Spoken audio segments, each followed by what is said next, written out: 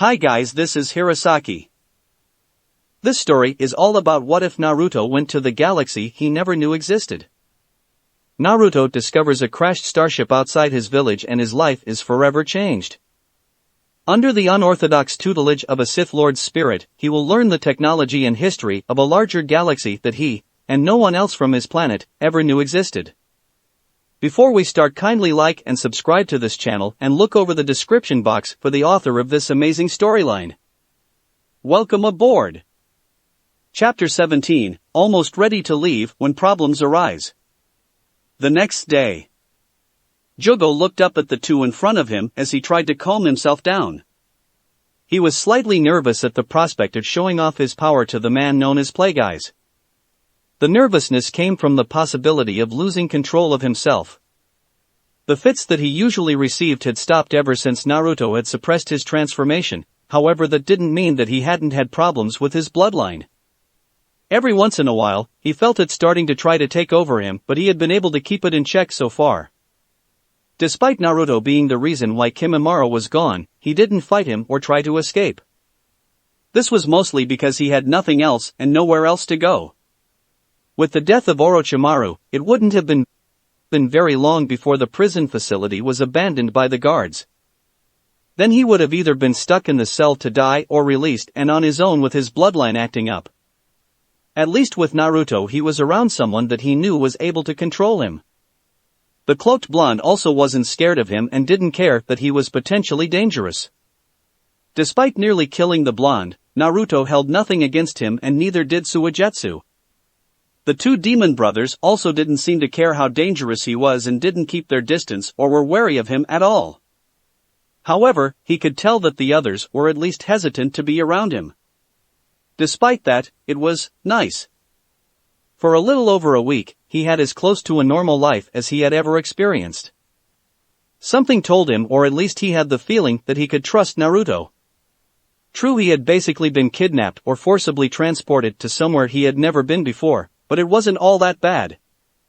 He was no longer stuck in the cell with nothing to do and suffering from frequent bouts of temporary insanity.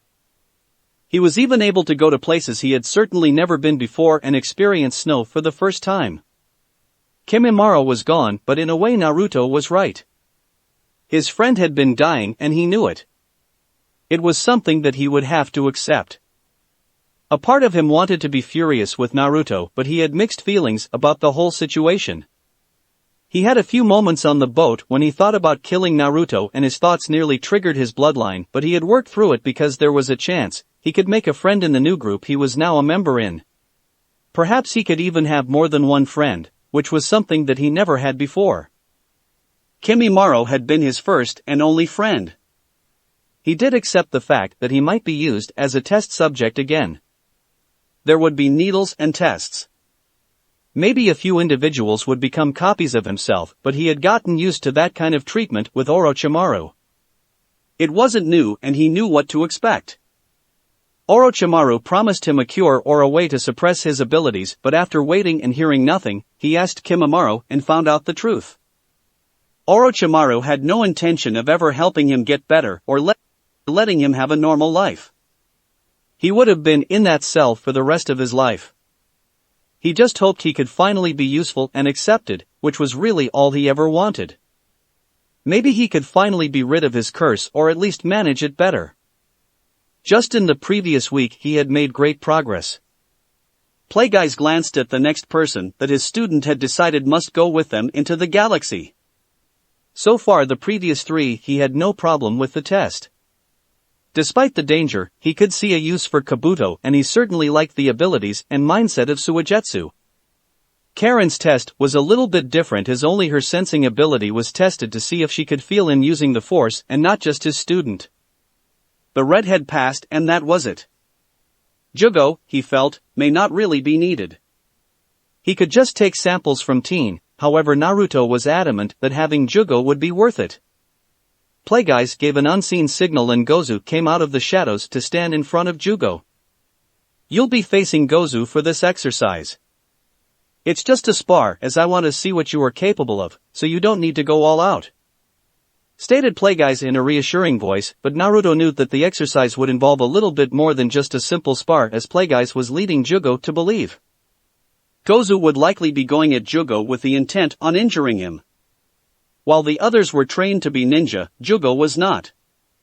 He only had extremely basic instruction, and if it wasn't for his bloodline, he would not be able to defend himself at all. Naruto just hoped that Jugo didn't completely lose control again. Naruto watched as Plagueyes gave the signal to begin and Gozu charged Jugo. The Kiri ninja closed the distance between them, and Jugo wasn't even able to dodge before he took a hit to the stomach.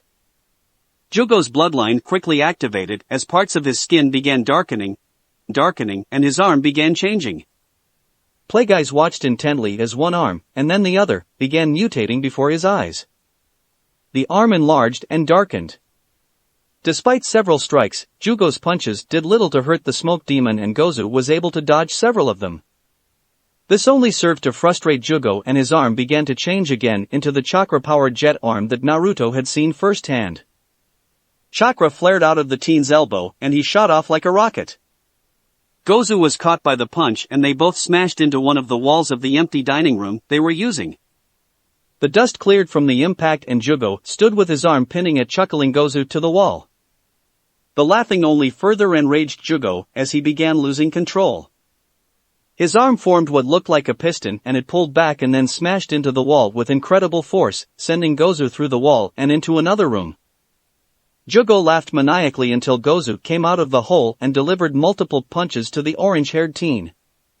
Jugo's other arm began changing as well, and it formed what looked like an axe on the forearm. Gozu could have moved but decided not to when he was cut in half by the swung axe arm. Smoke came out of the severed abdomen and formed tendrils that linked together, pulling the two pieces of Gozu back together. Naruto raised an eyebrow at the technique, as it reminded him greatly of his fight with Orochimaru. Jugo snarled and was about to continue when Naruto heard Plagueyes say, "Enough." Gozu's body turned to smoke and then tendrils as he began restraining the roaring Jugo. Naruto frowned at the scene, not because he was angry but because he now saw that he really could have used one of the demon brothers' help the last time Jugo was in that state. He was about to go and help calm Jugo down when Plagueyes walked over and did it for him. Jugo tried to struggle and was in the process of forming chakra thrusters on his back and front in order to shoot Gozu off when Plagueyes placed his hand in front of Jugo and began using his force powers. Even diminished, Plagueyes was still able to calm Jugo down. The darkened skin retreated and left Jugo the way he looked before the fight. The teen slumped and Plagueyes told Gozu to talk him to a room and then watch him until the teen woke. Watching them leave, Naruto tried to figure out what his master was thinking and whether Jugo would be allowed to stay. Impressive, thought Plagueyes as he recalled everything that he had seen and examined every detail again.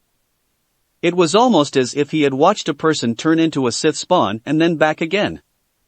The possibilities with such a controlled mutation were incredible, and it was no wonder that Orochimaru was so interested in it.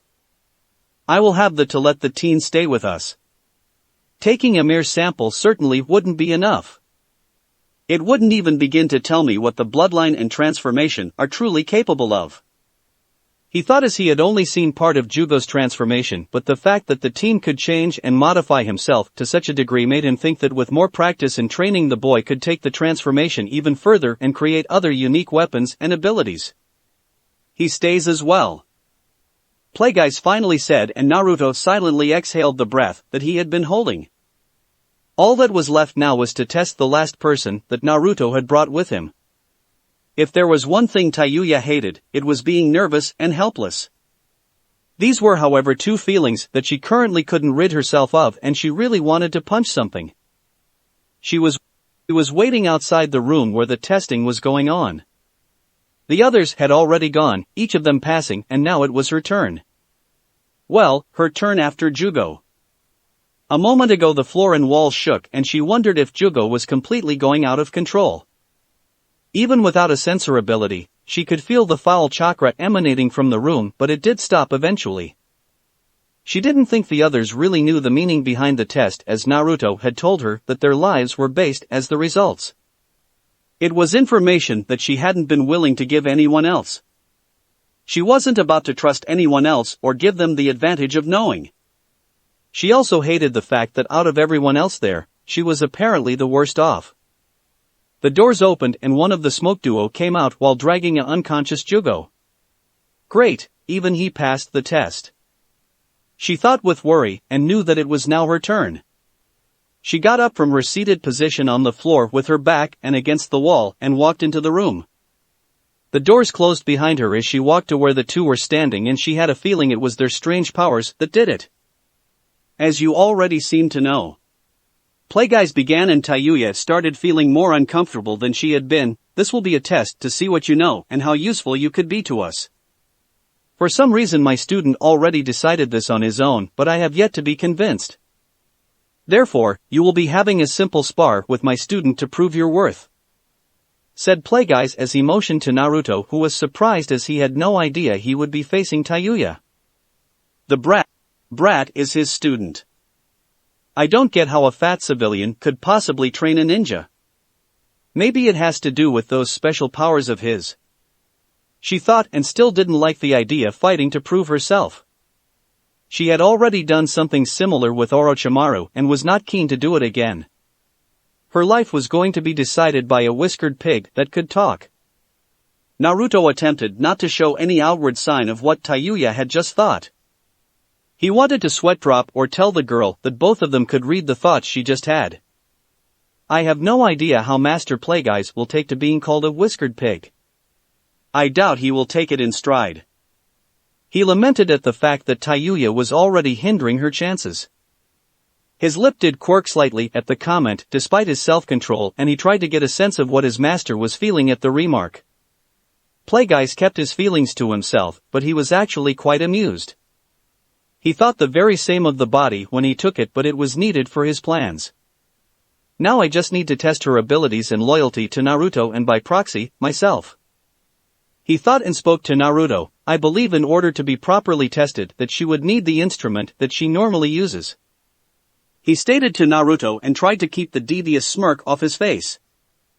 Naruto glanced at his master and then back at Tayuya while his hand reached for the flute that was at his belt. He was worried that if he gave it back to her, she would try to kill him or Playguys. It was obvious to him that it was another test and likely, if he gave anything away to Tayuya concerning the test, Playguys would not approve and she would fail. Pulling out the flute, he used the force to send it to her along with a standard ninja pouch, and she reached out and grabbed both. Tayuya attached the pouch and then examined her entire flute looking for any damage. After she was satisfied, she then tested out a few notes before doing anything else. He gave it back to me? She questioned, as Naruto had mentioned that she wouldn't get it back until after she proved herself. She spent quite a bit of time learning genjutsu from him, but now she had what she wanted and could use her summons as well the normal jutsu she relied on. With that she might have a chance at defeating both people in front of her and getting away. But why were things suddenly going her way? Things had never gone her way. She readied herself and looked between the two people in front of her. She wondered why her opponent didn't show any emotion while the man identified as Playguys had a smirk on his face. She was about to start and summon her three Doki to fight both of them when she stopped and her brown eyes met his blue. It was at that moment that she realized why. This is another test. Similar to what had happened to Kabuto. Was one of those demon brothers hiding and waiting to devour her? It was not a thought that she liked, but she decided that being so predictable was not something she liked. Instead of using the flute, she put it away and began going through hand seals to start the fight. Naruto's eyes widened as he prepared for the jutsu, but he recognized the seals as one of the genjutsu that he had taught Tayuya. She quickly disappeared in a swirl that distorted her image and concealed her in the genjutsu. Naruto tried to find her using his life signs ability, but it was too late as his hands had already been caught by the illusion of roots that spontaneously grew from under him. The roots formed into a trees that held him tightly against the trunk. Tayuya quickly appeared out of the trunk with a kunai, and Naruto bit his lip to stop the genjutsu and free himself. He ducked her strike and unsealed his sword. He swung at Tayuya thinking she would duck, but he realized before the sword struck her that she was no longer there. The sword cleaved through the red-haired girl, but instead of blood there was an ink-like substance. The two halves quickly formed into two separate Taiyuya, and other Taiyuyas began coming out from the floor around him. Naruto recognized the genjutsu as one of the lower-ranking techniques that he had taught her and searched for the real Taiyuya in the sea of fakes that had begun coming up from the floor. It was called the Mist Servant technique and created apparitions that would confuse the person trapped in the genjutsu while the real individual hid themselves among the group and attacked whenever they found an opening. He quickly found Taiyuya and raced through the fakes to attack her directly. He soon found that was easier said than done as he nearly ran himself into a wall. His life signs ability told him that Taiyuya was behind the wall, which didn't make any sense as he knew she couldn't move through a wall. He stopped running as soon as he reached the wall. Frowning, he tried to figure out what was going on. The longer he wasted, the more time Taiyuya had to plan her next move. His eyes widened as he finally realized that the room he was in had changed. The walls were still the same, but the dimensions of the room had altered. It was now shallower than it had been, which means that this wall I'm standing in front of is a fake, the false surroundings technique. He realized and dispelled the technique with a hand seal and calming as well as focusing his chakra to suppress it enough so that the technique no longer affected. The wall shimmered and then dissolved as he found at least 10 additional feet of the room had been hidden by his opponent with the technique. He came face to face with his opponent but knew from his sensing that this also wasn't the real Taiyuya, it was just a regular Bushin. That means I'm still trapped in the genjutsu. A double false surroundings technique. He reasoned and formed a kintight in his hand, then sent it hurtling near where he knew the real Taiyuya to be. The technique passed through the second fake wall and exploded, sending chunks of debris out of the dispelling technique.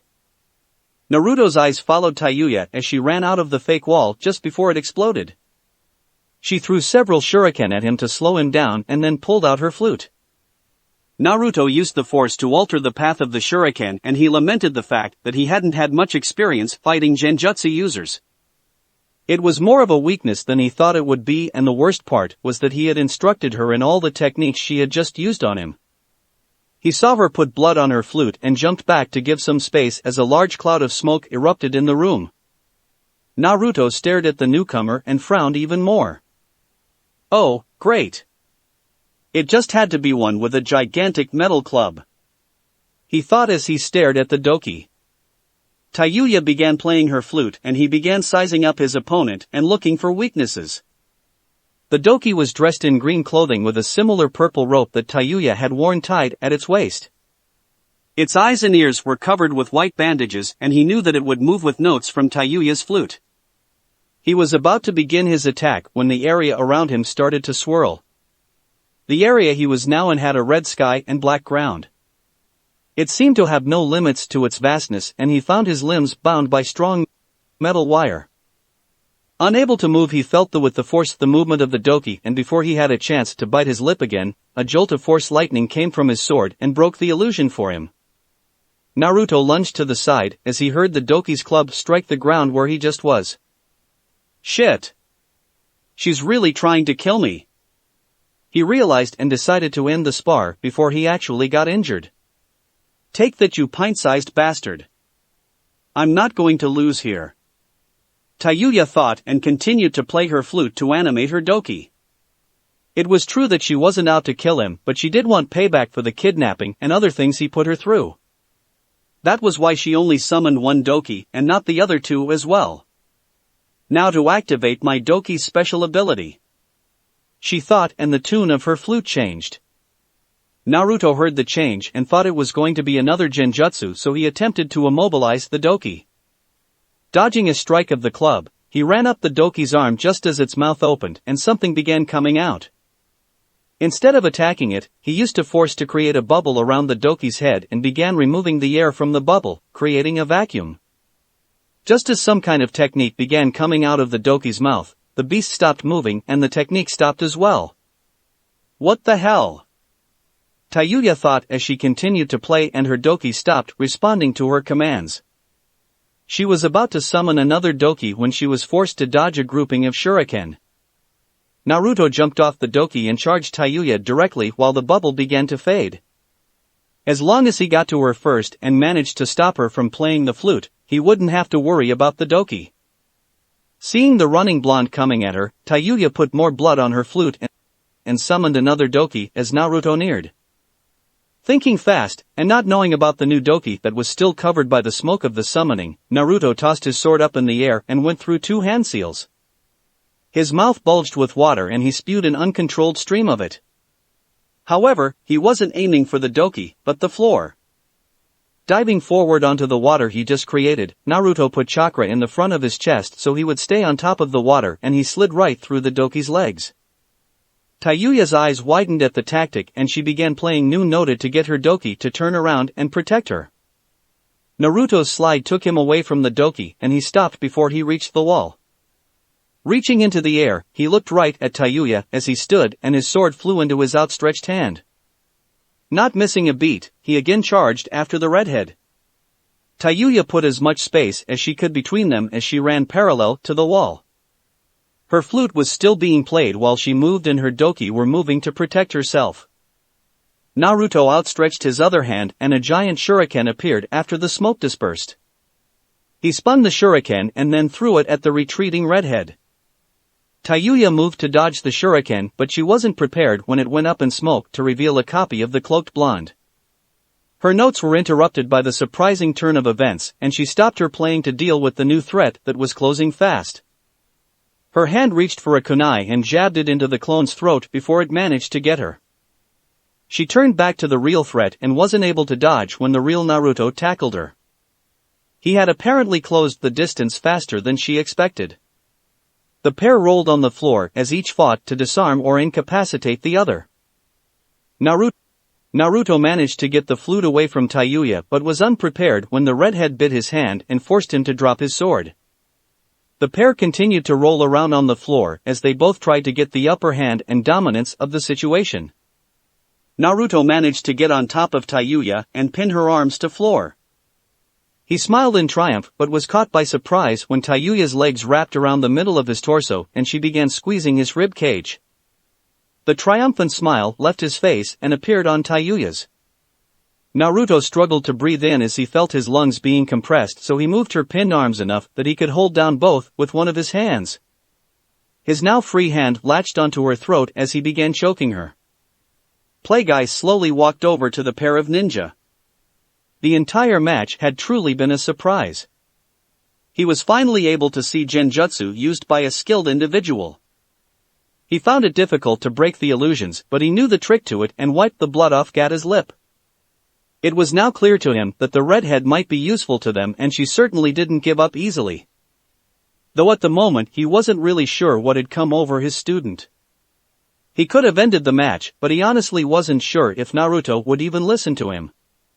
His student was hell-bent on finishing the match and defeating the opponent, but he could tell Naruto wasn't out to kill the girl.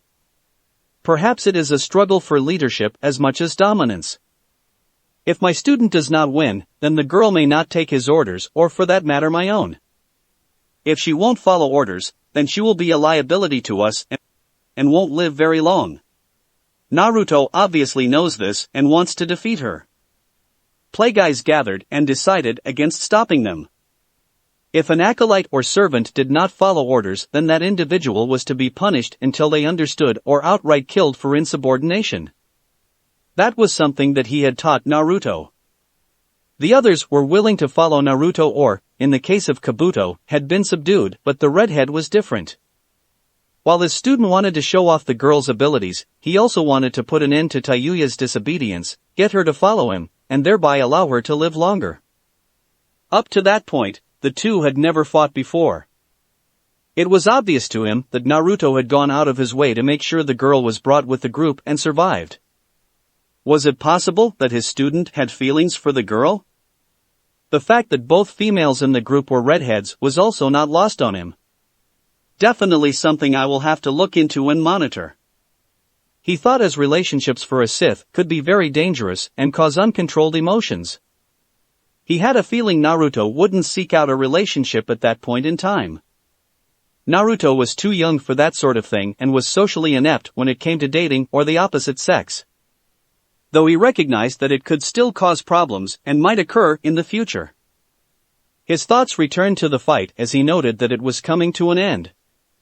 Tayuya's eyes began rolling in her head and she passed out. A moment later Naruto collapsed on top of the girl with his head on her chest.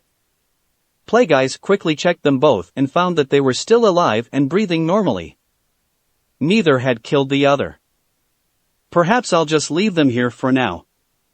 Too bad I won't be around to see what happens when they wake up. It would be quite amusing. He thought as he left the room and the doki disappeared in smoke as they unsummoned themselves. Playguys walked down the hallway heading to his study as his thoughts took over and the body moved automatically. The girl would have to stay. She had some kind of hold over his student and her death could turn Naruto against him. At the same time, it would provide him a means of controlling his student should Naruto ever turn on him. He wasn't sure Naruto would ever betray him, but his past experience with his apprentice made him overly cautious. It was one of the reasons why he had trained Naruto differently from how he would a Sith apprentice. He didn't want Naruto to eventually kill him and become master of the Sith. In his mind, Sidious was still the apprentice and he was still the master of the Sith. His apprentice had failed to comply with the rule of two and failed to completely kill him. Ascension in the rule of two required that the apprentice face the master in a duel. If the master was defeated, then the apprentice rose in position, and if the apprentice was defeated, then the master found a new apprentice. Sidious had killed him in his sleep, which was not something he had taught. Such an act of cowardice was not something he could stand. Despite being a spirit, he would not let Sidious get away with it. He was also still around and not truly dead. Therefore, he justified it as they were still in conflict and their battle was not over. The conflict would only end when one of them was killed permanently. Perhaps it was foolish to still hold to the rule of two, but that was how he was taught, though not what he taught Naruto. His inadvertent discovery of the planet whose people used chakra had brought back his motivation and interest. No matter what, he wasn't willing to give up all the new research avenues that had been shown to him and the possibilities of new discoveries. He would not die again, no matter who the opponent was. However, he was still weakened and a spirit, so he needed someone that he could explicitly trust and that wouldn't betray him while he was at his weakest. The Force had seemingly provided such a person in Naruto, and he wasn't going to make similar mistakes as he had made with Sidious. The advantage was currently his as Sidious had no idea he was still alive. He just needed to return himself to a proper body that could hold his spirit and then complete the ritual that his student began. Playguys the Wise just needed to stay dead until the time was right. Playguys waited for at least 10 minutes before he felt Naruto coming down the hallway. The door opened and Naruto walked into the study with a bright red cheek that had the unmistakable imprint of a hand. The boy sat in the chair with a rather dumbfounded look and he could feel his student's confusion over what had taken place minutes before. You lost control of your emotions in there. It was only supposed to be a simple spar. Playguys commented and Naruto frowned as those words were somewhat true. It wasn't just a simple spar, however, he wasn't sure what came over him. He did know that if Tayuya was to live, then he couldn't let her beat him, though he wasn't willing to seriously injure her in order to defeat her. Did you make a decision? Naruto asked after a brief moment to collect his thoughts, and Playguys could feel Naruto shielding thoughts from him. They can all stay. There is just room enough on the ship, but you will be responsible for them and for their actions. You will have to make sure that they follow orders and don't cause trouble. There is now much more to do. You will need to create an underground bunker system near the castle, but far enough away to stay hidden. I want it to be large enough for everyone, our supplies, and the ship. We will stay there until the ship is ready to leave.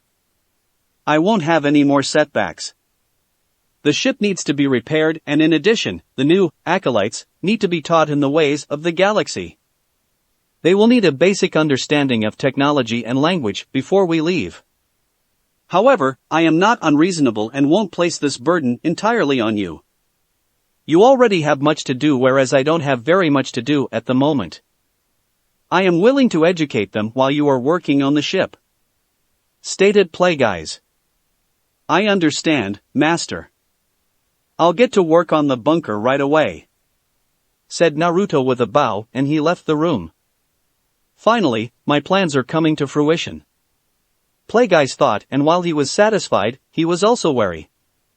The galaxy could have changed greatly in the years he was gone, and he couldn't come up with a plan for what would happen or what they might do once they got back to the known galaxy. With so many variables, there was no plan that he could come up with that was feasible, and he didn't like not having a plan. The ultimate goal was revenge, but how to go about that revenge was not something he hadn't been able to work out. The only initial plan he had was to start gathering resources, funds, and creating a power base in which to use later on. This would be the majority of what they could do in the short term, but he had no long-term plan. It all depended on what Sidious had been up to. For all he knew, the galaxy could already belong to his apprentice, or perhaps the Jedi had discovered Sidious's existence. He doubted either of those had actually occurred, but they were not possibilities that he could simply ignore. Anything was possible in the galaxy, and until they knew more, he might have to rely on Naruto's ability of getting by without a set plan. That was one thing Naruto had that he didn't.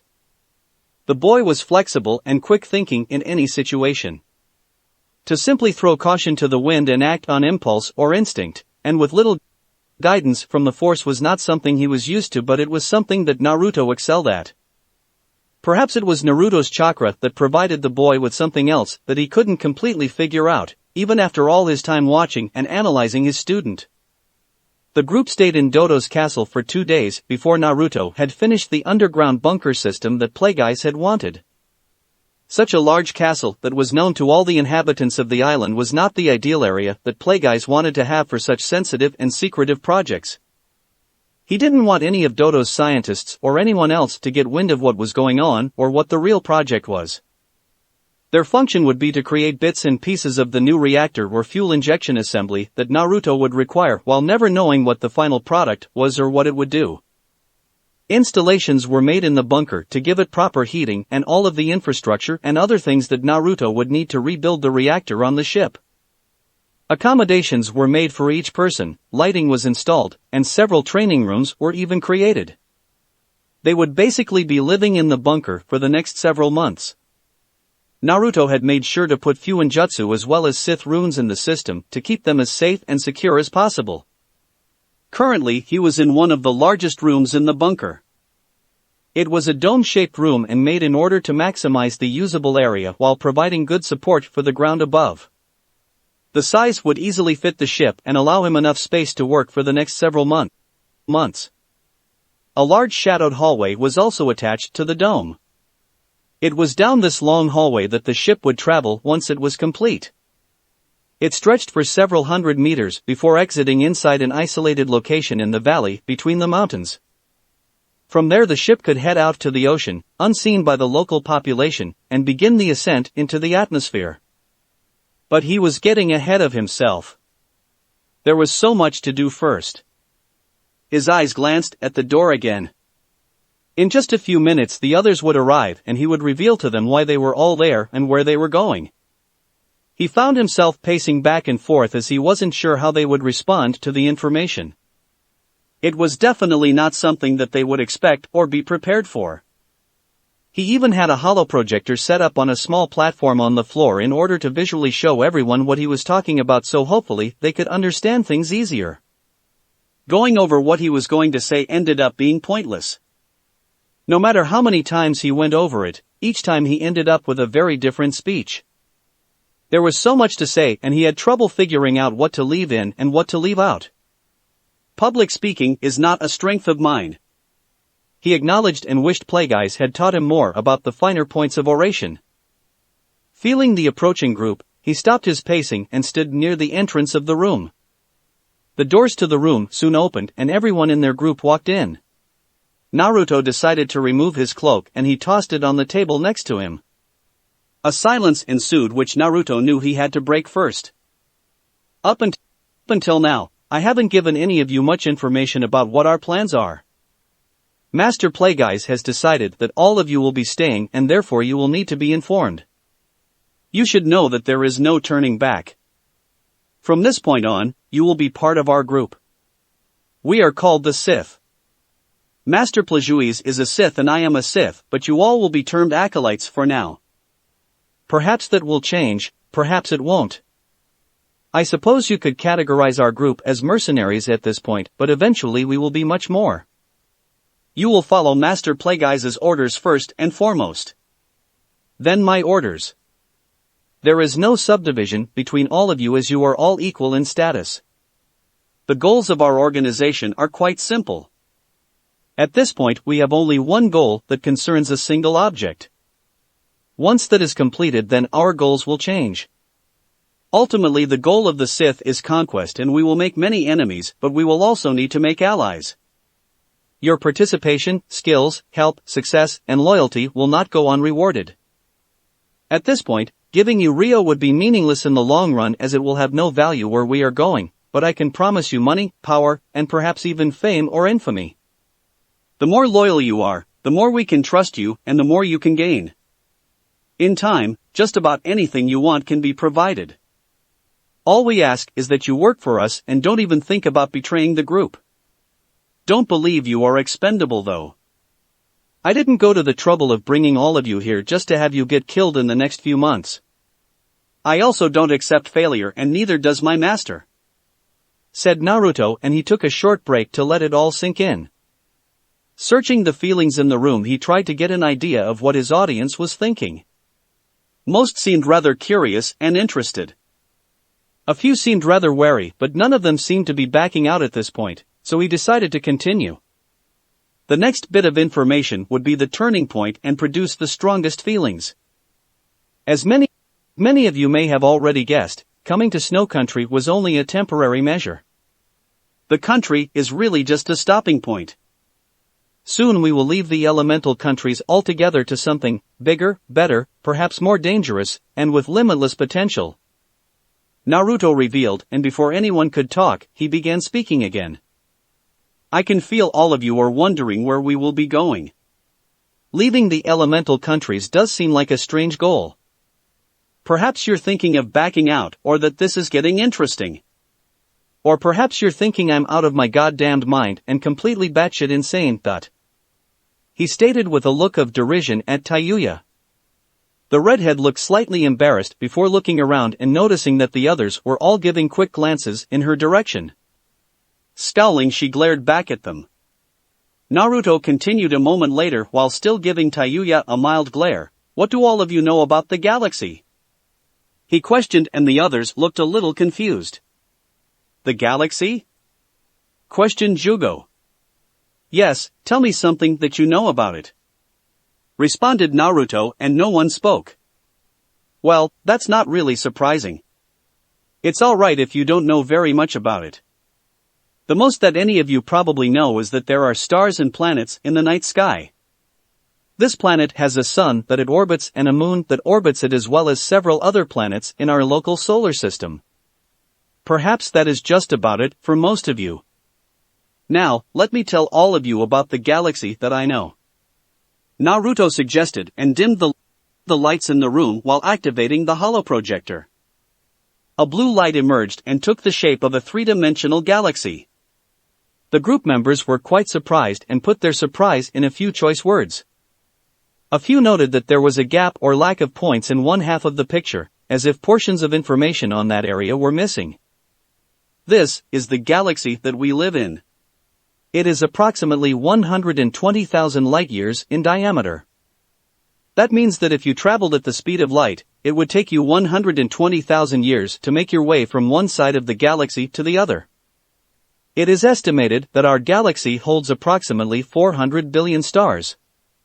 From that number, it is also estimated that half of those stars, 200 billion to be exact, may have planets capable of supporting life on them. Perhaps 1/10 of that number, 20 billion stars, have had planets that developed life in the 13 billion years since the galaxy formed. Of that number, 1,000th of those stars could have planets that contain sentient life on them. For those that are still keeping track, that is around 20 million stars with possible planets that contain sentient life. You said could have life forms. Does that mean there is life on other planets and different kinds? Questioned Kabuto as he interrupted.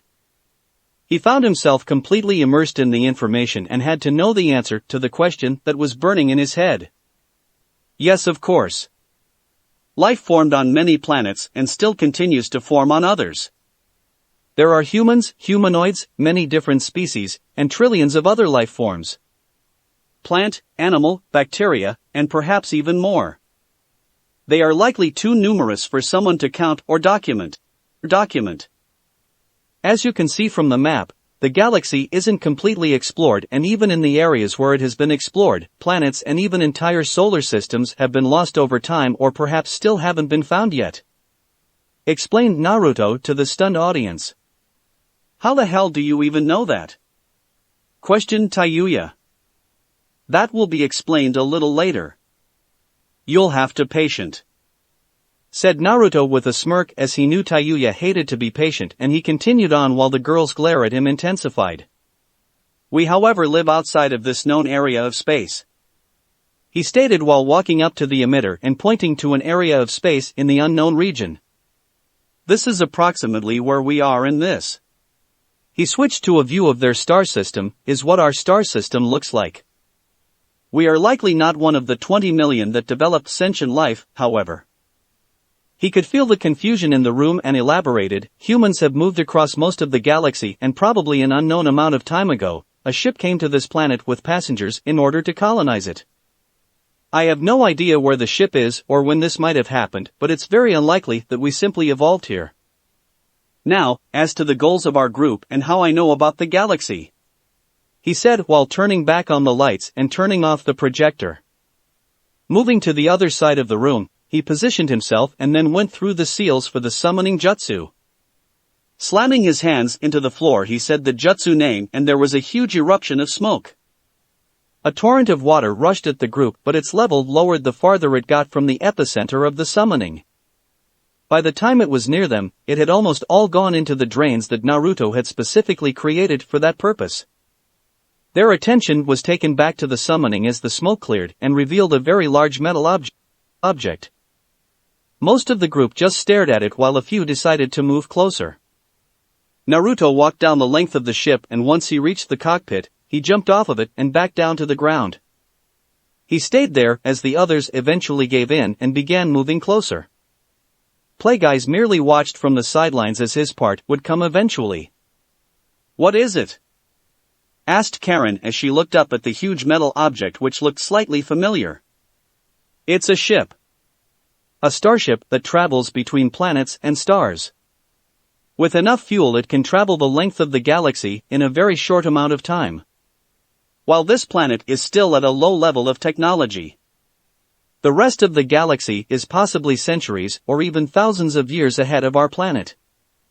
We would actually be considered a backwater planet and primitive to them. Naruto informed her and the others. How old is it?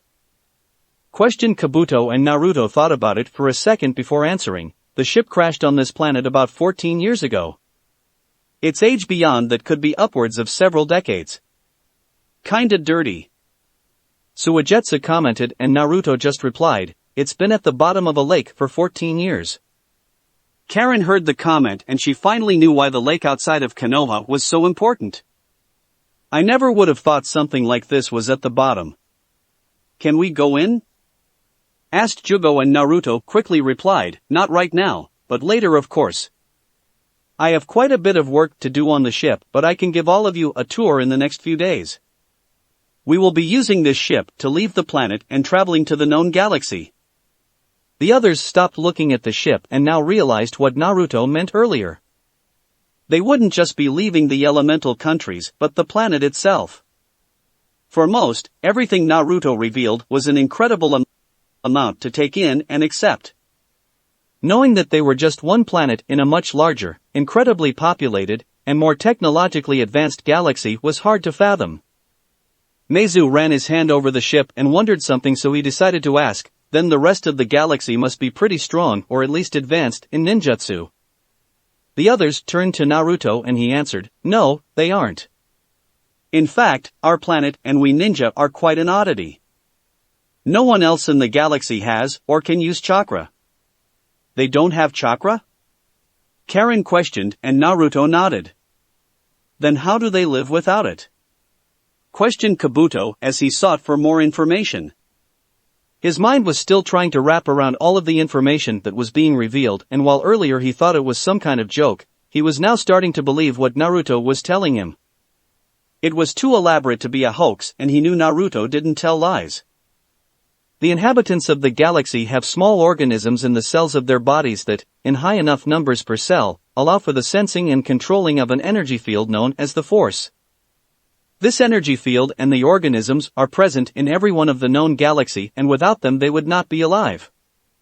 Instead of producing energy like our chakra, the energy field, known as the Force, flows in and around everyone. Only those with a high enough number of organisms can manipulate the Force, and only a fraction of the sentient species in the galaxy can do this. Still, you shouldn't underestimate anyone in the galaxy, explained Naruto, and he guessed Kabuto's next question. And you are able to use this Force as well? Yes. In addition to producing chakra, I also have the organisms in sufficient numbers to manipulate the energy field. I however gained this power by accident and nearly died. It may not be something that can be replicated, but I don't really know. Perhaps you can bring up that question with Master Plagueis. You will be working with him after all, and I'm sure he could answer your questions better than I could. After all, he is from another part of the galaxy and has studied the Force for decades. Revealed Naruto, and everyone in the room looked to the short man. I thought you were Gato of Gato shipping? Questioned Kabuto, and the short man smiled. This is merely a flesh body that I control. Though this form is completely dissimilar from my original, it has had its uses on this planet, Plagueis said, and he began to move his spirit outside of Gato's body to show them his true form. A dark apparition appeared above and even around Gato. The cloaked spirit looked at everyone in the room and spoke to them in their minds. Though you know Naruto far more than you know me, I am the leader of this group. My goals extend beyond merely getting back to the galaxy I came from, and just so you all know, your chakra and attacks will work on this form of mine. It's pointless to try. I should also add, if you lie to me, I will know it, and if you seek to subvert my goals, I will destroy you. He finished, and Gato pulled off the glasses so they could see his yellow eyes. The feeling was unlike anything they had felt before. It was fear that they felt, radiating off the apparition and completely different from killing intent. Why can't he teach me that? Naruto thought with a frown. The feeling however soon passed, and the figure of Gato spoke again. There is much to do while the ship is being fixed by Naruto. Teaching all of you about the galaxy, the language, the technology, and the weapons will not be an easy task. We will begin immediately. Plagueis finished and then walked out of the room, expecting them to follow. 36.4 BBY, current year. Nearly 1 month later. Sitting at a small cafe, Kakashi relaxed in his seat and sipped his tea while reading his little orange book. His team had just saved the country from a ruthless dictator, saved a princess, and helped activate a generator that changed the season to spring. He deserved a break to enjoy the new weather Snow Country was experiencing. His students were likely exploring parts of the village, or at least he told them they should. With the country safe and their mission over, he decided to take a few days off before they headed back. He sighed in contentment and glanced up from his book to see some people pass by the shop. Staying alert was something that he had been trained to do, so his eyes again looked up above his book as he noted 2 dark figures pass by. They were nearly completely covered by clothing or a hat, and he noted several things about them. The red clouds on black cloaks were not something he had ever seen, but the large bandaged weapon on one of their backs was something to be concerned over. There was something familiar about them, and their presence gave him a bad feeling. Discreetly, he paid for his drink and left the building to follow the pair. 2 strange figures turning up just as the country was liberated was suspicious, and pulling up his headband, he determined with his Sharingan that both were definitely ninja. Stepping into a nearby alley, he created a shadow clone to continue following them and then summoned one of his Ninken to round up his students. Kabuto sat on the bed in his room and sulked. His current mood had nothing to do with his situation, but everything to do with his own foolish actions. After being nearly devoured by the two altered demon brothers a month ago, he had covertly used his snake summons to send a message. He was concerned over his own life, but also the fact that he didn't know what Naruto was really up to. At the time he thought it was smart, but now he couldn't believe how stupid it had been. The message had no doubt eventually reached the intended recipient, his previous master, Akasuna no Sasori. He knew Akatsuki were after the Jinchuriki and they would likely send someone after Naruto if they knew a location. He merely provided that information. Now, however, he regretted it. Once he had been told about the goals of the Sith, he still didn't care about what he had done. However, that all changed once he learned about the galaxy. I still have trouble grasping it. That in parts of the night sky are areas of a large galaxy that this planet is an infinitesimally small part of. Other species and life exist on many of these other planets. An entire galaxy to learn about. A near infinite number of lifeforms that I still cannot imagine and that certainly don't exist here. Incredible technology centuries more advanced than anything else on this planet. He offered me more than I could possibly image and all I did was put that amazing future in jeopardy. He thought solemnly. Under Orochimaru he never had the choice of what he worked on, but he did like the work itself. Experimenting and learning about everything there was to know concerning the mysteries of chakra and ninjutsu. However, then someone came along and opened his eyes to so much more. An entire galaxy of samples, species, and possibilities. It turned out that everything there was to know was nothing compared to what would be available to him through Naruto. How could he pass it up? Access to all of that and no real restrictions on what he could research. And yet he technically had thrown it all away. He told Akatsuki where to find Naruto before he learned about it, and now it was likely that a pair of strong ninja were heading their way. If only I'd waited. I wouldn't have sent that message. He lamented and grit his teeth. It was true that he still hated and wanted revenge on Naruto, but after learning all that he had in the past month, his revenge could wait at least a little while. Once he got situated in the galaxy, then he could have revenge and still have access to everything Naruto talked about. In a galaxy that large, he could easily hide from anyone that came after him. He wanted to see the galaxy. He wanted to learn more about it and obtain the power Naruto and Plagueis had. It was obvious to him why Naruto wanted to leave the planet so badly, and he felt very much the same way. Fear of death had led him not to tell the others about the message. Plagueis would have killed him on the spot, of that, he was sure. So, he kept it quiet, but they might find out eventually. The ship might be taken by Akatsuki. Perhaps it would be further damaged, or the only people that can repair it would be killed. His mind struggled to figure out what he should do, but he was still at a loss. Keeping that information hidden deep inside his head and not thinking about it was taking its toll. Though he wasn't completely sure how, he could tell that Naruto and Plagueis possessed some form of mind reading, or at least being able to sense the foremost thoughts in a person's mind. He'd spent the month doing everything he could to hide that information away so neither could read it. Plagueis wasn't a fool and neither was Naruto. If by some miracle they survived, one of the two would likely figure out that he had been the reason why Akatsuki had been led there. The only thing he had going for him was that Naruto had hidden the base very well. There was still a chance that Akatsuki would not be able to find them. It was a small chance though, especially given the resources and skills that group had at its disposal. Stopping and looking over his progress, Naruto sighed as he still had a lot of work to do despite being well ahead of schedule. Both he and his master had underestimated just how much work his shadow clones could do in a short amount of time when he was determined to complete something. Leaving the planet was definitely something he was determined to do, so he had his clones work almost non-stop on the ship. Parts of the ship's reactor and injector assembly were spread over the floor of the circular room that the ship was in. The hull had already been coated in the sealant to prevent further crack propagation, and now he was focusing on the power source for the ship. Every part on the floor was placed there for a reason, and he knew where every part was. He had disassembled everything, and now he just needed to build his own reactor from the parts he had and the few parts created by the scientists of Snow Country. He hadn't been the only busy one, however. Plagueis had been teaching the remaining group about the galaxy. His master had begun with implanting the knowledge of how to speak galactic standard into their heads, and then spent the majority of the time them about technology and general information about the galaxy.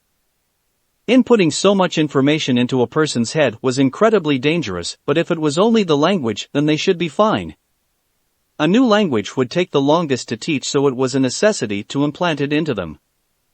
In less than a month's time they learned the basics about common species, droids, weapons, vehicles, factions, and a small amount of information on just about everything else that they would need to know. Plagueis then began on weapons training and taught them all how to use the blasters that were hidden in the ship by the smugglers. Suigetsu was immensely interested in the different weapons of the galaxy, and in order to get the white-haired boy to stop pestering him about his sword, he agreed to create a blade for Suigetsu once he got the chance. The group had then each gotten a tour of the ship, and his clones went over the basics of how most common devices worked on the ship. Teaching them something as complicated as piloting or working with the advanced technology was still beyond them, but he could teach them about everything else. Kabuto and Karen had been very interested in the small infirmary, and Kabuto had been having many chats with the medical droid. Plagueis had also spent time going over Orochimaru's research with Kabuto and also working with Jugo on meditation to help keep the boy as calm as possible to prevent any outbursts. All in all, just about everyone had been busy with something or another. The jutsu that he had collected from Konoha was also placed in a room where any of the group could go and see it, though few had free time to learn from the scrolls in addition to everything else. That, however, didn't stop them from at least browsing through several of the scrolls. Getting back to the matter at hand, Naruto tried to blink away his tiredness and rubbed his sore eyes as he continued to stay on his feet, working on the ship well beyond what his body could likely take. How long has it been since I slept? He wondered and couldn't remember. With so much information going into his head from his dispersed shadow clones, he sometimes had a hard time remembering other things while he worked. He was about to create more clones when he felt Karen's life signs heading towards the room. Extending his senses as far as he could feel distress and worry coming from her. He was also receiving an ominous feeling through the force. Sighing, he moved away from his task and moved to the door in order to meet Karen there. The last thing he needed, nor wanted, was bad news, but it seemed inevitable with the success and progress he had made. Following a set of metal tracks that apparently were for a vehicle known as a train, the pair of Akatsuki made their way to the destroyed castle that only a week before had belonged to the dictator of the country, Dodo. They had yet to run into the Konoha ninja responsible, but Itachi had managed to find out that Sasuke was part of the team. He thought about using the chance to see how his brother was progressing, but decided against it. Kisame also thought someone might be following them, which Itachi surmised as being Hatake Kakashi. He, however, didn't tell Kisame about his guess, as he wanted Kakashi to follow them. He didn't want to capture the Kyuubi Jinchuriki and thought it was also best for the boy to remain in the village. Allowing Kakashi to hopefully see the boy would let Konoha know Naruto wasn't dead and where they could find him. Then they could send Sen Ninja to capture him. The only problem was that he knew Naruto would likely be captured by them. If the situation called for it, he would have to turn on Kisame to prevent Naruto from being captured. While Sasori had given them information on where their Jinchuriki was supposedly hiding, thus far they hadn't found a single trace of the boy. Snow Country was an interesting place for the Jinchuriki to supposedly head. On one hand, it was very isolated and provided anonymity, however it was also too isolated. Anyone going there was trapped on the island without means of easy escape except for the few ships that traveled to and from the island. There was no way for anyone to make it to the island without a ship or a summoning animal. Should they find Uzumaki Naruto, which he hoped they wouldn't, the boy had nowhere to run. The island could prove to be more of a prison than a hiding spot. Naruto would have to fight them both, which would result in his defeat. Though they needed the Kyuubi last and couldn't seal it until the other 8 Biju were sealed, that didn't mean that they couldn't keep the boy prisoner. Most of Konoha didn't even know the boy was still alive, so it provided perfect cover and a perfect opportunity for them to take him. Itachi's thoughts were broken when Kisame stopped walking again. Have you found something? No, Samahata hasn't been able to find much of anything. If a Jinchuriki really is here, then they're doing a good job of concealing their chakra. Itachi merely gave a HNN in reply and they proceeded on. Over the course of days' worth of searching the island country, they had yet to find anything. Both were beginning to believe that Sasori's information must have been wrong. Itachi hoped it was wrong. However, that had never happened before. Sasori's information was always correct.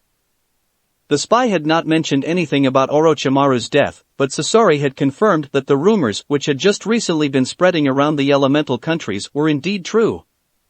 Since Orochimaru was dead, the former Suna ninja had no idea what his spy was up to or involved in, only that it concerned the Kyuubi Jinchuriki. At some point the pair would leave the island, but Kisame was persistent in his hunt for his first Jinchuriki. Though they actually wished that they brought Setsu with them. However, when they left Snow Country was still supposed to be covered in snow, which apparently greatly limited Zetsu's abilities. Itachi was once again brought out of his musing when Kisame stopped again.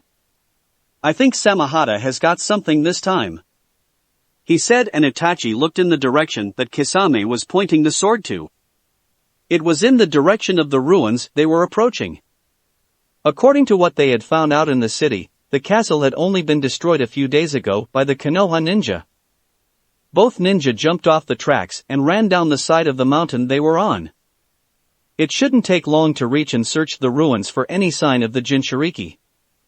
"Great, 2 unknown chakra signatures heading for us, one of them several times larger than my own," Naruto thought as the others gathered. "We have no idea what they're after or even if it involves us." Everyone had come prepared with ninja gear and everything they would need for a battle in case whoever was headed in their direction was really after them. His thoughts created a list of all the possible people that might want to come after him. It was, however, a short list. Given that Konoha likely still thought he was dead, the only other people he could think of were the Akatsuki. The 2 ninja weren't in his range yet, so he also couldn't tell anything about them. The best thing he could think of was to send Karen to the surface to investigate, given that she could completely conceal her chakra. The only real entrance to the bunker was through the destroyed castle, but they had cleared a path to the hidden entrance. Naruto was currently waiting just inside that entrance to his bunker system, where he should still be concealed. He was also waiting to hear back from the 2-way radio he gave to Karen. Tensions in the hallway between the bunker system and remains of the castle were high except in a few of the occupants, namely Suigetsu and the Demon Brothers. Tapping his radio that was at his ear, he checked in to see how Karen was doing. "Karen, can you hear me?" Naruto's voice came through the receiver in her ear and Karen whispered back to acknowledge him. The ruins of the castle provided good cover to sneak out through and the new entryway that had been created to look as if it was a part of the ruins. She still had several portions of the outside wall in which to hide and conceal herself from view. Peeking through a hole in the nearly destroyed wall, Karen removed something that Naruto had given her. It was a scope from one of the blaster weapons. Putting it to her eye, she zoomed in on the figures. Pushing the radio, she described them to Naruto, 2 figures. One tall, one short. Black trench coats with red clouds. Can't see the faces because of hats. One has a big sword on his back and blue skin? She said with skepticism at what she was seeing. "Where are they headed, Karen?" Naruto questioned as he needed to know. Her description told him that they were Akatsuki, but it didn't tell him exactly who they were. He had a feeling that the tall one was Hoshigaki Kisame from the bingo books he had looked through, but he didn't know about the shorter one. Kabuto knew information on Akatsuki but not individual members besides Sasori. "They're headed to right above where the bunker is, no." They changed direction. "They're headed right for me?" She panicked and made sure to move behind the debris and not let them see her. It was difficult to see their eyes and where they were looking, but she was relatively sure she hadn't been seen. That, however, did not explain how they were coming right for her.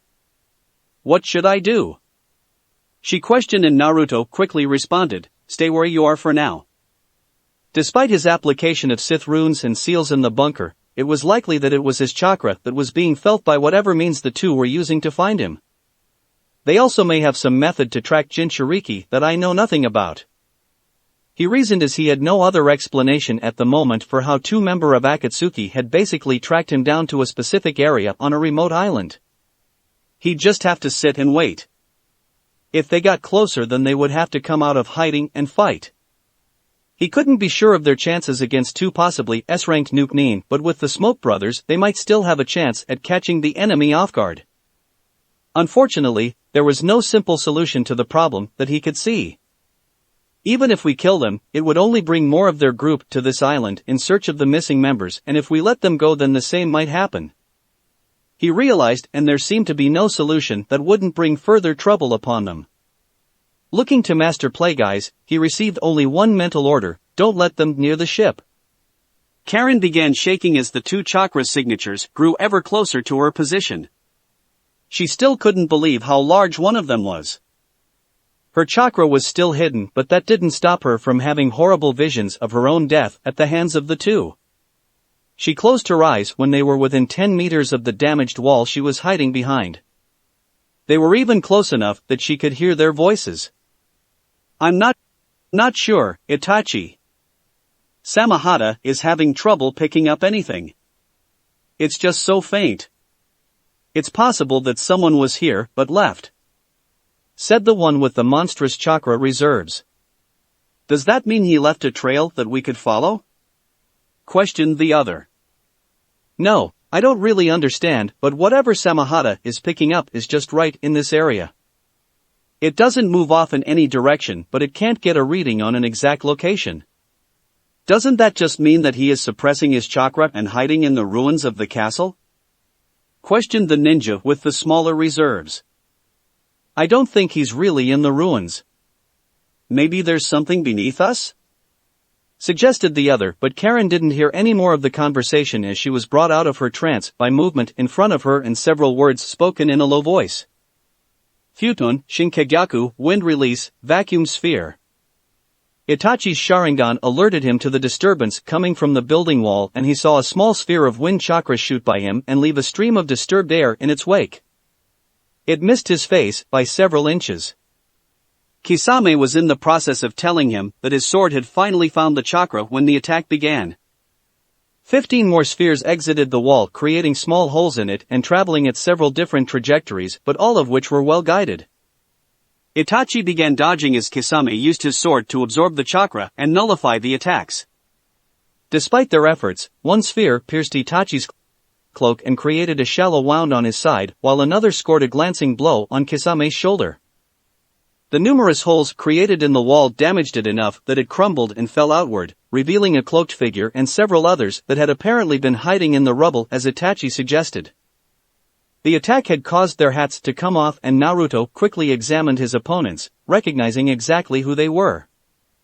He was right about Kisame, but he was surprised to see Uchiha Itachi. Given how poorly I fought against Taiyuya's genjutsu, I wouldn't be well suited to face Itachi. He knew and decided to face Kisame instead.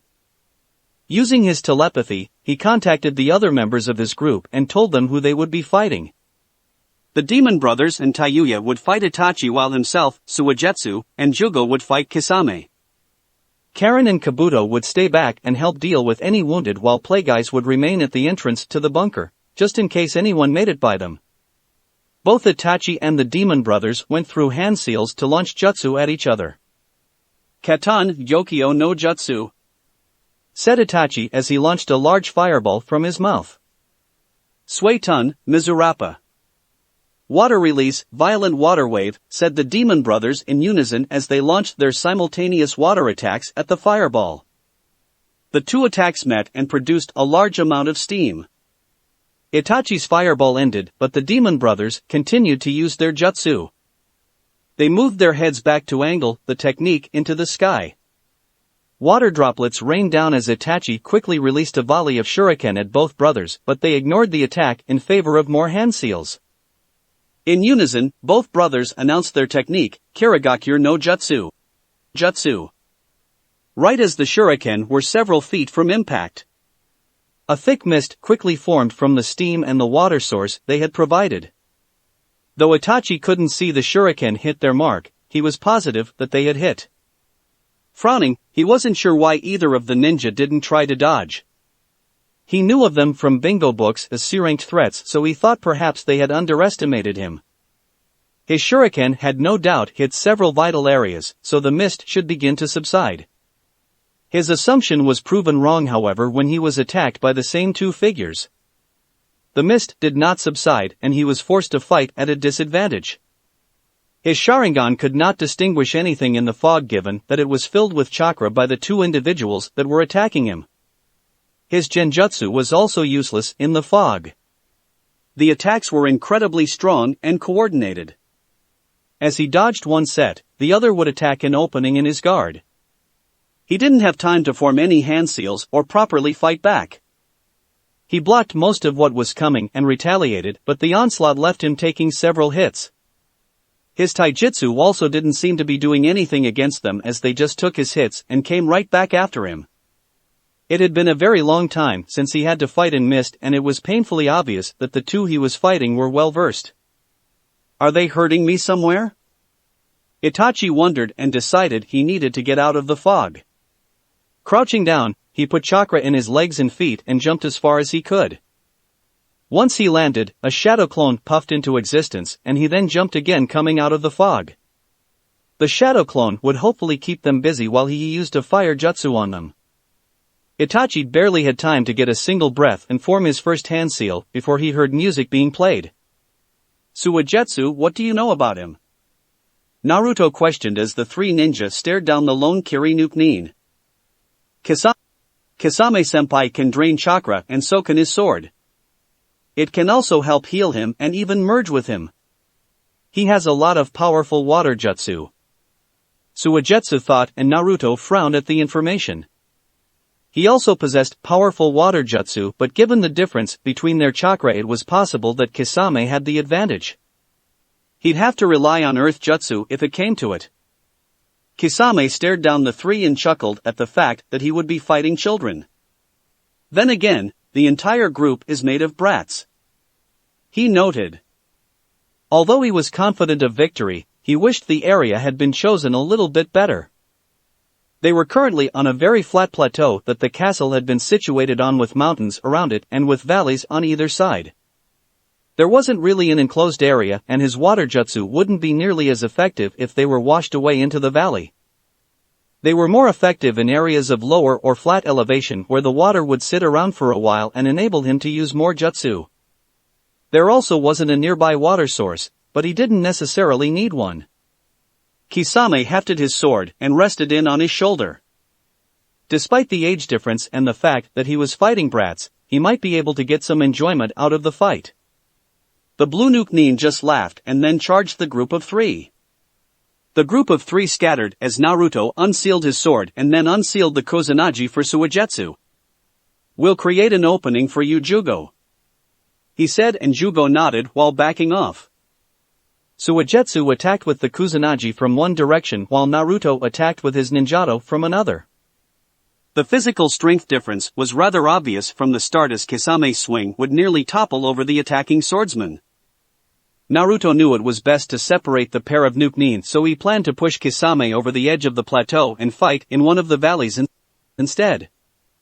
Giving the unseen signal to Jugo, Naruto helped Suigetsu try to immobilize the sword with both of their strength. Suigetsu used his strong water arm technique to more than triple the size of the muscles in his arm, and with both of them, they stopped one of Kisame's swings. The blue Nuke-nin just laughed at the pair and removed one of his hands from the handle to punch the closest brat when he felt an incoming attack. Jugo rocketed toward Kisame with his hand outstretched and part of his bloodline activated. The augmented fist smashed into Kisame's side and the pair were propelled near the edge of the plateau. Jugo stopped himself before he got near the edge and jumped in the air to avoid Naruto's incoming jutsu. Kisame was in the process of getting up from the surprisingly hard hit when his ears heard a jutsu being completed.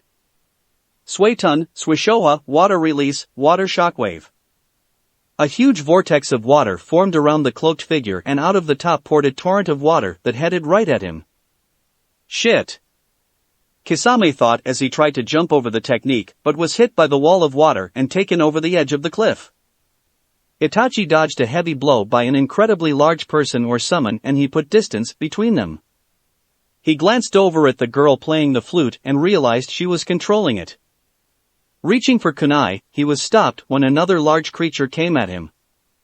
This one had arms that were bandaged behind its back and he tried to dodge, but its moves were hard to predict as the head seemed to be improperly attached to the body. He put his arms up to block the kick from it but was still propelled backwards until he skidded to a halt on the rock. His Sharingan instantly picked up movement and he rolled to dodge a huge metal club that came down and caused a crater right where he had been standing. Out of the corner of his eye, he saw one of the demon brothers heading straight for him out of the nearby mist and used genjutsu to hide his real position. The former Kiri ninja however was not fooled at all by the genjutsu and lashed out with his clawed hand. Itachi, taken by surprise as his crow genjutsu had rarely failed him before, wasn't able to dodge the slash but did manage to jab a kunai into the ninja's throat. Itachi put more space between himself and his opponents but made sure to be wary of the slowly moving mist. The Kiri ninja collapsed on the ground and Itachi looked for the second one.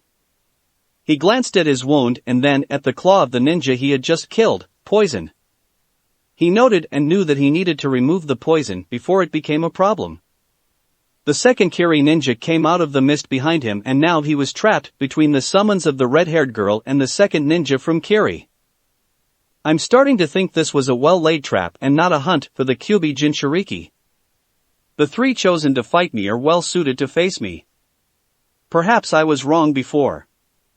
This island isn't just a prison for the Jinchuriki in terms of escaping, it's also a prison for us as well.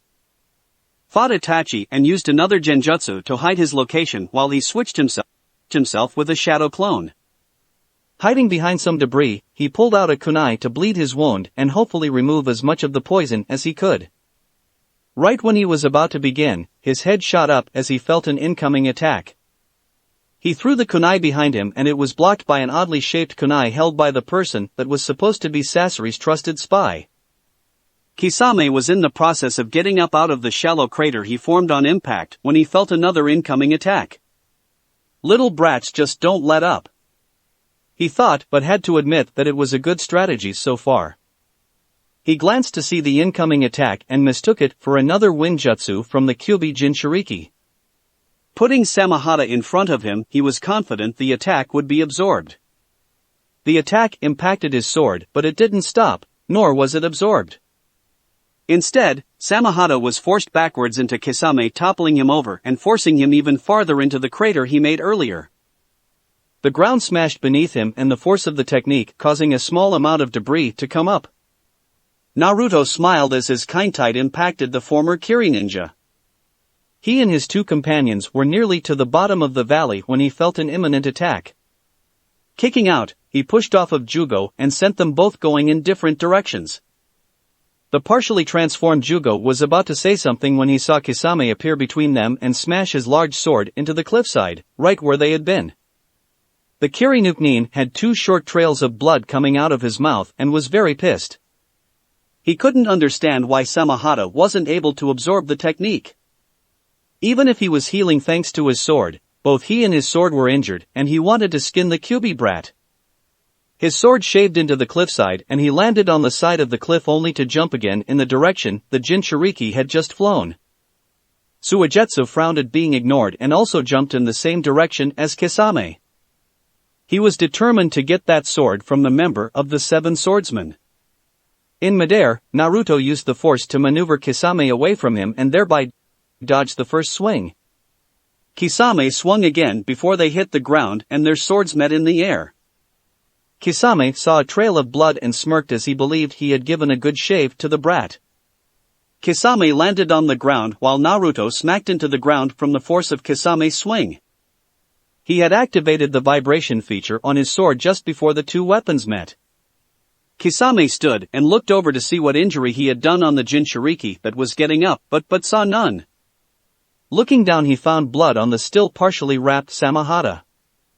However, it wasn't just blood on his sword, it was blood coming from his sword. That little brat's sword cut Samahata. He realized, but had no idea how something like that had happened. If the boy had used chakra flow or wind chakra to augment the blade, then his sword should have absorbed it. Could it really be that sharp? He scowled at the thought and decided to change tactics, tossing his sword in the air to use some ninjutsu. Before he was able to use any hand seals, he had to jump over Suigetsu's swing at his legs. He immediately rounded on the boy and punched him in the face, causing it to splash everywhere and slowly reform. Kisame then caught Jugo's punch and that sent him skidding backwards, but he still stopped it. "You can't use that same trick against me twice, brat," he said as he began draining Jugo's chakra. Suigetsu quickly chimed in from the ground in a half-water and half-solid state. "How about a new one?" he said with his hand in the shape of a gun. Kisame's eyes widened at the familiar technique, but he couldn't completely dodge as a small bullet of water ejected from the tip of the outstretched finger. While he managed to prevent the water bullet from hitting any critical area, it still pierced straight through his chest. Dropping Jugo, he went to grab Suigetsu and drain the brat of his chakra when he felt the Jinchuriki coming from behind him. Quickly, Kisame dodged several strikes by the strange ninjato and then jumped in the air to catch his sword.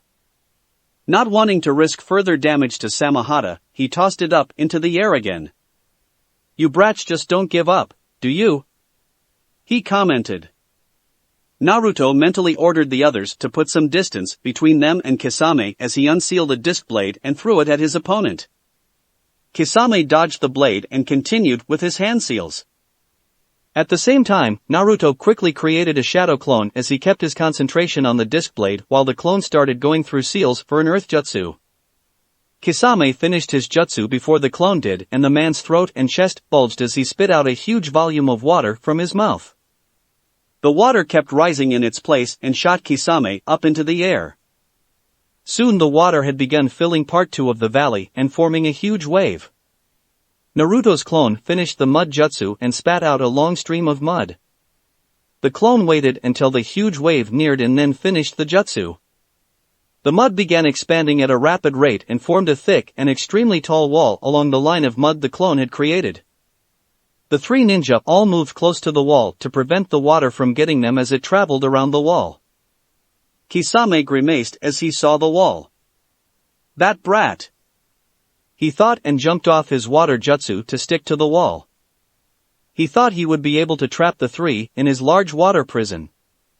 Karen ran back through the rubble as she temporarily left the fight to report something she had felt to Master Plagueis.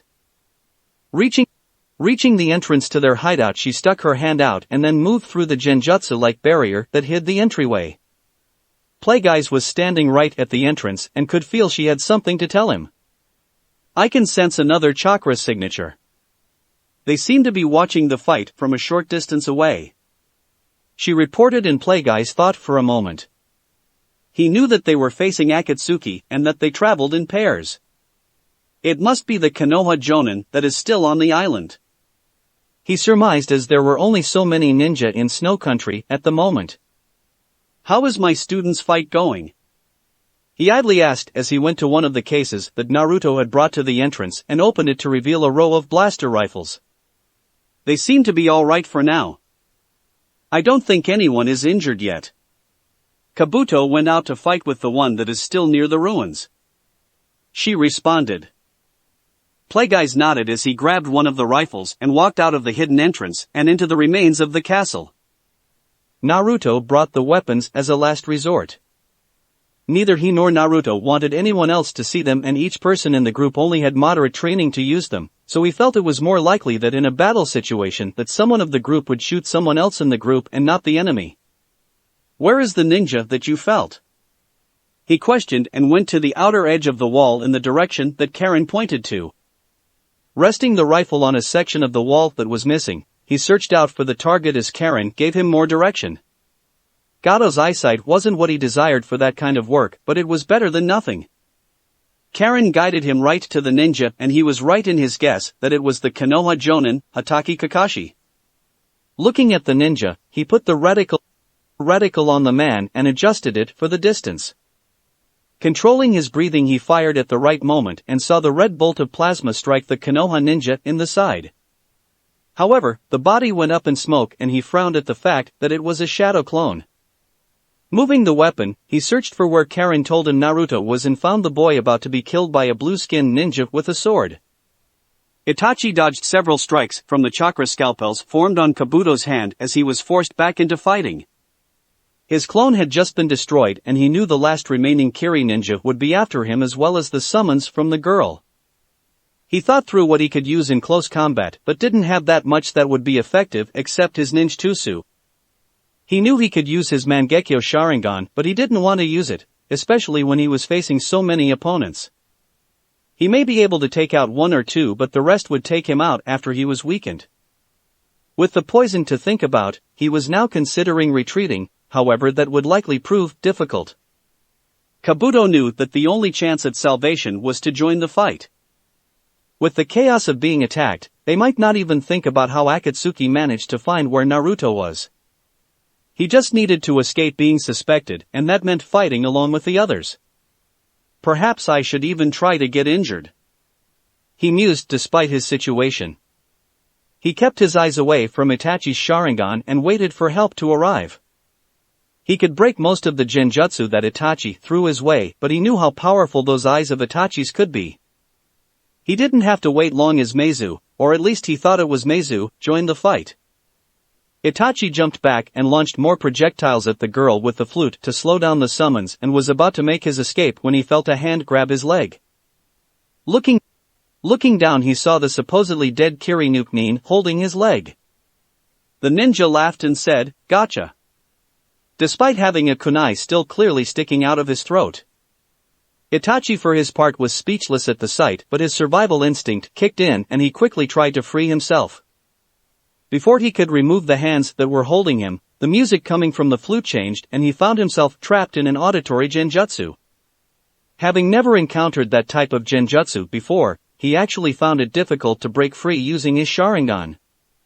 It took a few moments and by the time his jujutsu had pierced the genjutsu, he found his feet still trapped by the demon brother and a metal club heading right for him from above. The wall held and Naruto focused on his disc blade as large amounts of water came around the edges of the wall and continued moving down the valley. Feeling for his opponent's life signs, Naruto ran up the side of his mud wall to meet Kisame at the top, leaving Jugo and Suigetsu. He still had one trick up his sleeve.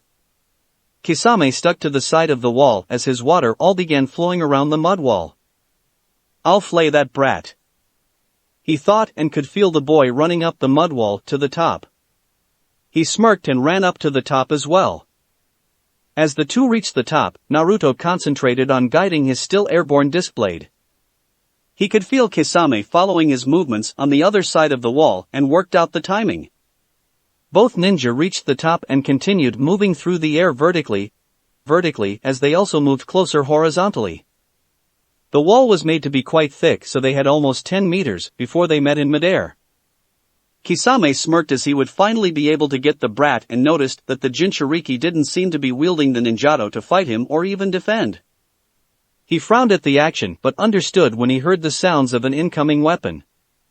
Turning his head, he saw the large shuriken and thought, "Sneaky brat." Twisting his body and moving his arm, he reached and grabbed the shuriken out of the air before he could slice him. "I'll kill you with your own weapon, brat," he said out loud and swung at the boy with the shuriken, intent on sending it flying at such a close range that the boy wouldn't be able to dodge. Naruto however only smirked and using the force, as well as his connection to his weapon, he pushed the weapon and changed its trajectory. Kisame's elbow ended up bending in mid-swing which caused him to stab himself in the gut with the shuriken he was about to release. Naruto quickly realized that he missed his intended target, which was higher up on the man's chest and a mortal wound. Seeing the man turn back to him, Naruto raised his sword to slice into Kisame but was promptly kicked in the side. He grunted at the hard kick which sent him into the top of his mud wall. He smacked into the surface of his wall and stopped.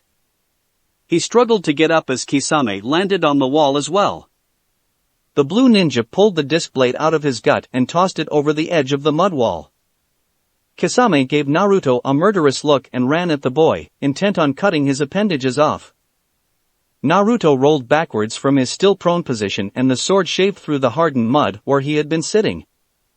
His mind registered the distinctive sound of a blaster being fired, but he wasn't paying attention to it. He unsealed his other disc blade and used it as a shield to protect himself from the toothed weapon. Naruto ducked under stabbing strikes and blocked others, but he was quickly losing ground. The onslaught of stabs by the toothed weapon left him unable to counter or even strike back with his sword. Kisame was evidently wary of his sword and never swung the samahata at him but simply jabbed at him, which deprived him of the chance at getting a good enough swing to cut the toothed sword down to size. Naruto was still able to do quite a bit of damage to the front of Kisame's sword, which only seemed to further enrage the man. He also noted that the sword was healing. Moving back again, he quickly realized that the was nearing the corner of his wall.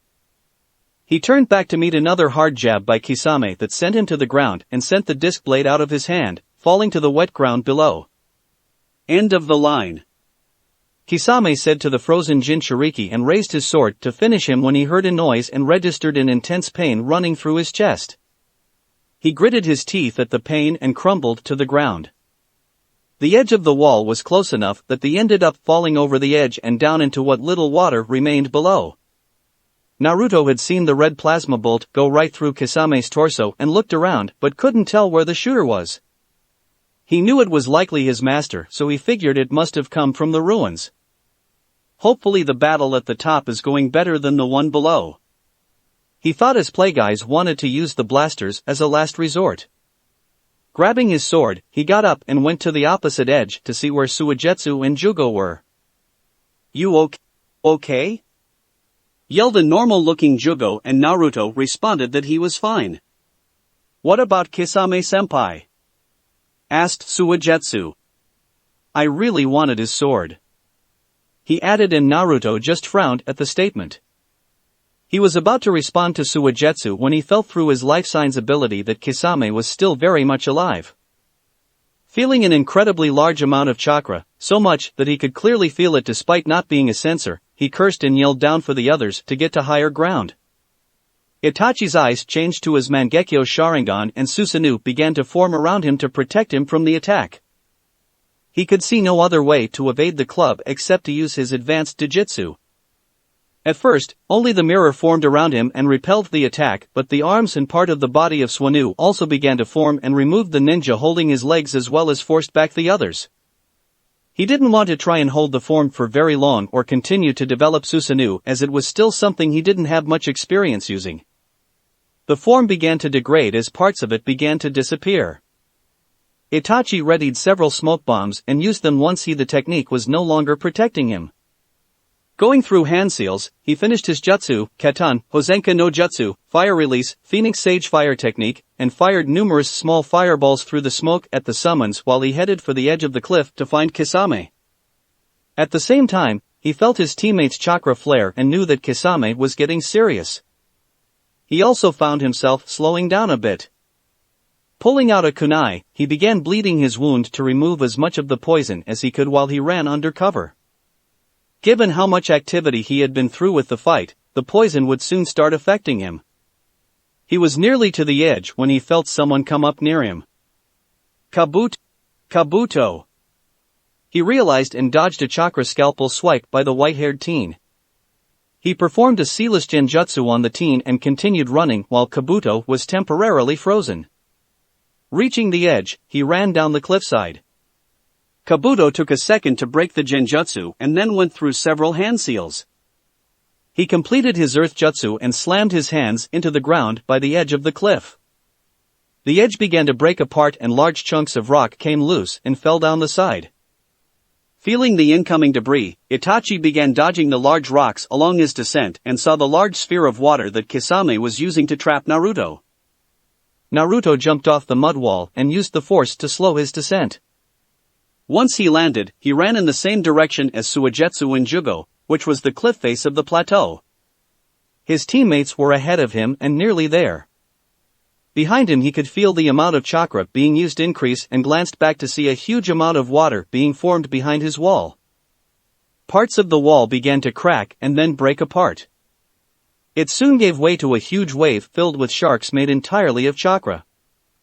They must have chewed through my wall. He realized as he made it to the cliff and began running up the side. The water volume increases substantially and moved towards the cliff they were climbing. In the water, he could see a very different-looking Kisame but couldn't find the sword the man had been carrying. Suigetsu said he could merge with it. He remembered and decided that must the reason for the changes. As water smashed into the cliff face, Kisame completed the jutsu and the water began forming an immense dome just beneath them. Keeping the sphere shape wasn't difficult for him and he began going through more hand seals in order to get his prey into the water prison. None of you will get away from me. Sugten, Suikoden no Jutsu. Water release, water shark bullet technique. Several thick streams of water erupted from the top of the dome with sharks forming on the tips of the streams. They targeted the three ninja running up the cliffside. One struck right by Jugo and destroyed part of the rock, sending the teen falling back to the dome of water just short distance below. Another of the shark bullets hit near Suigetsu next and the last one hit right by Naruto. Despite being able to recover and not fall below, Naruto decided he couldn't leave both of them behind and released the chakra in his feet, letting himself fall to the sphere below. He pulled out his rebreather mask and put it on right as he reached the top of the dome. To prevent them from sticking to the surface of the water and not entering the dome, Kisame opened a large hole at the top to have them fall into it and then closed it once they were deeper into the sphere. The trio were engulfed by water and pulled down past the middle of dome's height. Welcome to my Suiro Seimiadori no Jutsu, water prison shark dance technique. Said a voice to all three and they could see the transformed Kisame swimming in a shark-like manner beneath them.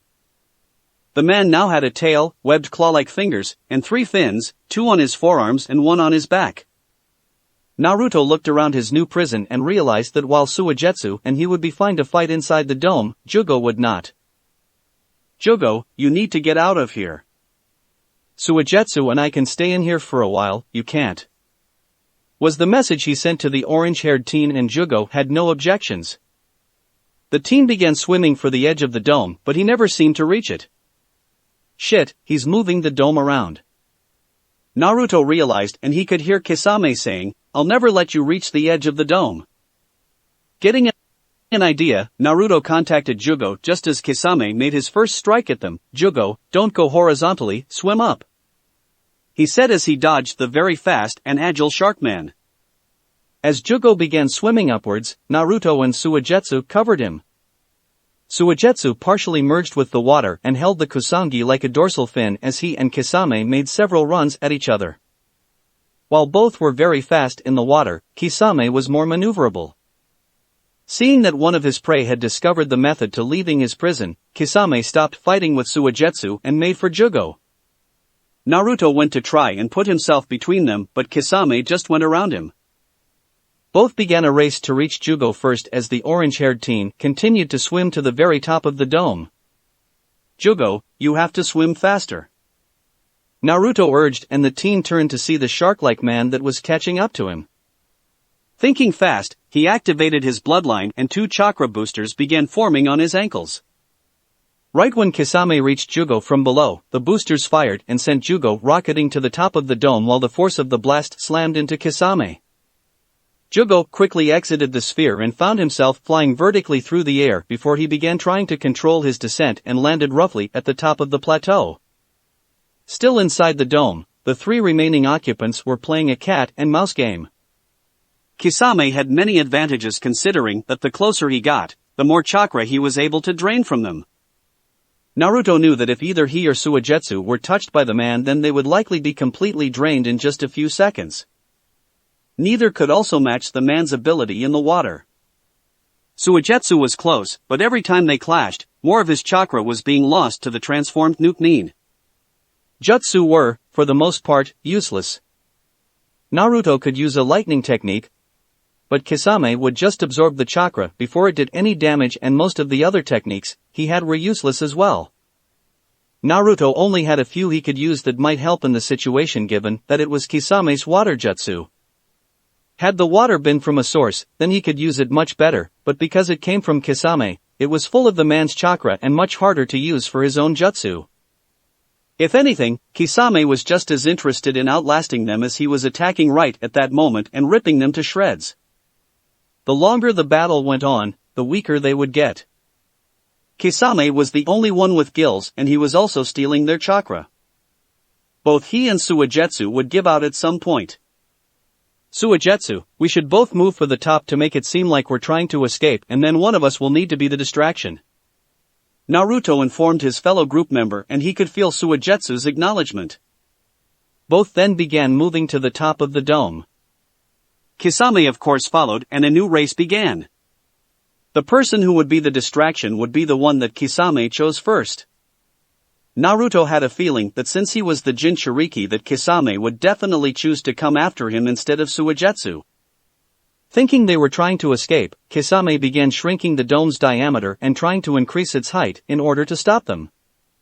It took far more chakra to increase its height than moving the dome around, but he didn't want them escaping. They were the only ones that had ever figured out the weakness of his dome. Despite his efforts in chakra expense, he was only able to increase the height by a small margin and not enough to offset how fast the two teens were traveling. As Kisame neared the escaping prey, he remembered what they were really there for and moved to following Naruto. Suigetsu noticed this and began moving in another direction to escape Kisame's view and come up behind him. Naruto kept his course and took a deep breath before removing the rebreather. He would need to use at least one jutsu in order to be the decoy and needed his mouth to do it. Sealing his sword, he slowed down a little bit and went through hand seals. Kisame smiled as he saw the Jinchuriki slow down and increased his speed to maul the boy. Spitting out water from his mouth and into Kisame's water, Naruto formed a water prison around himself and then expanded it outwards from him, forming a bubble in the center. A moment later, Kisame impacted the sphere. The two were carried quite a distance in the dome and began to sink. Kisame tried everything he could to claw and bite through the sphere but quickly realized he still had the advantage and began draining the Jinchuriki's chakra through the shell of water. Despite being in a bubble, Naruto still had to keep constant physical contact with the protective shell in order to keep it up. Therefore, Kisame was able to begin completely draining him. Suigetsu attacked right after the distracted Kisame started and the Kusanagi sliced into the shark ninja's back. Kisame turned and swiped at Suigetsu. Though the attack did not hurt Suigetsu physically, it did drain him of more chakra. Damn it! Suigetsu thought as he began losing his form from lack of chakra. His hydrification technique stopped working due to his chakra levels and he began turning into a more viscous substance that was a bluish white. He could no longer be of any use to Naruto. Despite the failed attempt, Naruto used the opportunity and unsealed his sword as well as moved it outside his protective bubble without Kisame noticing. Kisame chuckled at Suigetsu's attempt to finish him and turned his attention back to the Jinchuriki. You can only stay in that shell until your chakra is depleted.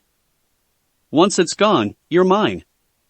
He finished and Naruto didn't respond. His face remained neutral as he used the force to move his sword into position. As Kisame reached for the protective shell of water to completely deplete the rest of his chakra, Naruto sent his sword shooting at Kisame's back. The blade struck the nuke-nin in the back and protruded out of the front where the man's heart was. Kisame lurched in the water and looked down to see the sword. Even with such a wound, as long as he had Samahata bonded with him, he could still recover from it. Reaching back to remove the sword, he didn't notice when the blade began to spark. Naruto poured the last of his chakra into feet to enhance his shell and form a chakra barrier between himself and his water. Before Kisame could pull the sword out, force lightning erupted from the weapon and engulfed Kisame. The shark ninja writhed in the water as the lightning continued to shock him for several seconds. He still couldn't understand how a jutsu was able to hurt him and why Samahata wasn't absorbing it for him. The lightning stopped a moment later and Kisame's body began sinking in the water. Acting quickly, Naruto put his rebreather mask back on and ended his technique. Reaching with the force, he pulled his sword to him and then went to find Suigetsu as Kisame's technique began to lose its shape due to his lack of concentration. Itachi ran along the cliff and approached the dome as he watched out for more falling debris. He didn't have many choices now that Kisame had used that jutsu. He would have to wait until Kisame was done before he betrayed him and prevented Naruto from getting captured. Though he did see one of the ninja inside come out, he wasn't sure Naruto could make it.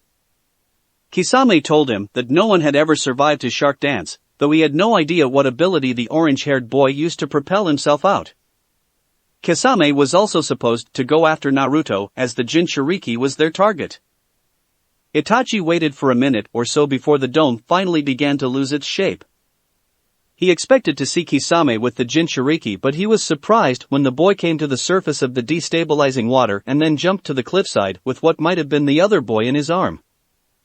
Looking back to the water, he could tell that Kisame wasn't dead, as even if the dome was losing consistency, it should have already been flowing through the valley by now.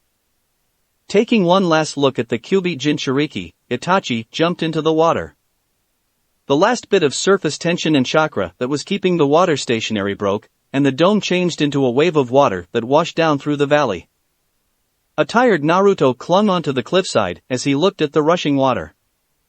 He could tell from the fact that it seemed very controlled, and that he saw Itachi jump into it, that Kisame was still alive and controlling the water. On that route through valley, they would go straight to the ocean. He thought about taking the speeder bike and going after them, but he was too tired to continue fighting. His thoughts then turned to the people up above him. If Itachi was down in the valley, then had they been killed or injured? Looking up, he noted the people on the top of the cliff looking back down at him. They seemed fine, and though he didn't want any help, he didn't think he had enough chakra and strength left to carry himself and a weakened Suigetsu up the side of the cliff and back to the ruins of the castle. Heading to the main harbor of Snow Country, Kakashi was completely alert and looking for any possible threats. From what his shadow clone had seen of the fighting before it was somehow destroyed, he noted several people that he could recognize. The first was Yakushi Kabuto, and the others were Uchiha Itachi, Hashige Kisame, and one of Orochimaru's bodyguards. If Kabuto was there, then does that mean Orochimaru has a base on Snow Country? Is Orochimaru here right now? He wondered and knew he wouldn't be able to face the Snake Sannin in a fight by himself. Orochimaru was after Sasuke and had given his student the Cursed Seal as well as the Offer of Power. Did Orochimaru come to Snow Country to get Sasuke? It was a very isolated country, and if that was true, then there was little he could do about it. The best thing to do was actually to leave the country as soon as possible. They were supposed to stay for another day or so, but he told Koyaki-sama that they had to leave due to something coming up back in the village. He could tell his students were all suspicious, but he wasn't about to tell them. The situation was far too much for him to handle on his own. From what Jiraiya had told him, Orochimaru was once part of a group called Akatsuki, and apparently, he had just seen two of the other members of the group. Jiraiya said they were interested in the Biju and Jinchuriki, but could they also be after Orochimaru for leaving the group? Why else would two infamous Nukenin be there? He didn't actually see Orochimaru, but it was likely that those he saw were all working for the Snake Sannin. He needed to get back to Konoha and report this as soon as possible to Jiraiya and the new Hokage. Chapter 18, Up, Up, and Away. 1 week after the last chapter. Seated at the Hokage's desk was a person that most would never have thought or considered for the position. That person was Shimura Danzo. However, he wasn't actually the Hokage, merely the temporary Godame, until Jiraiya returned. Most of the ninja council, however, believed that Tsunade would not be coming back and that either Jiraiya would have to become Hokage or that he would try to worm his way underneath the hat. While that wasn't far from the truth and he did have aspirations for the position of Hokage, his plans did not involve him becoming Hokage at that moment in time. The village may not be ready for him to take the position, especially with people's opinions of him being so low.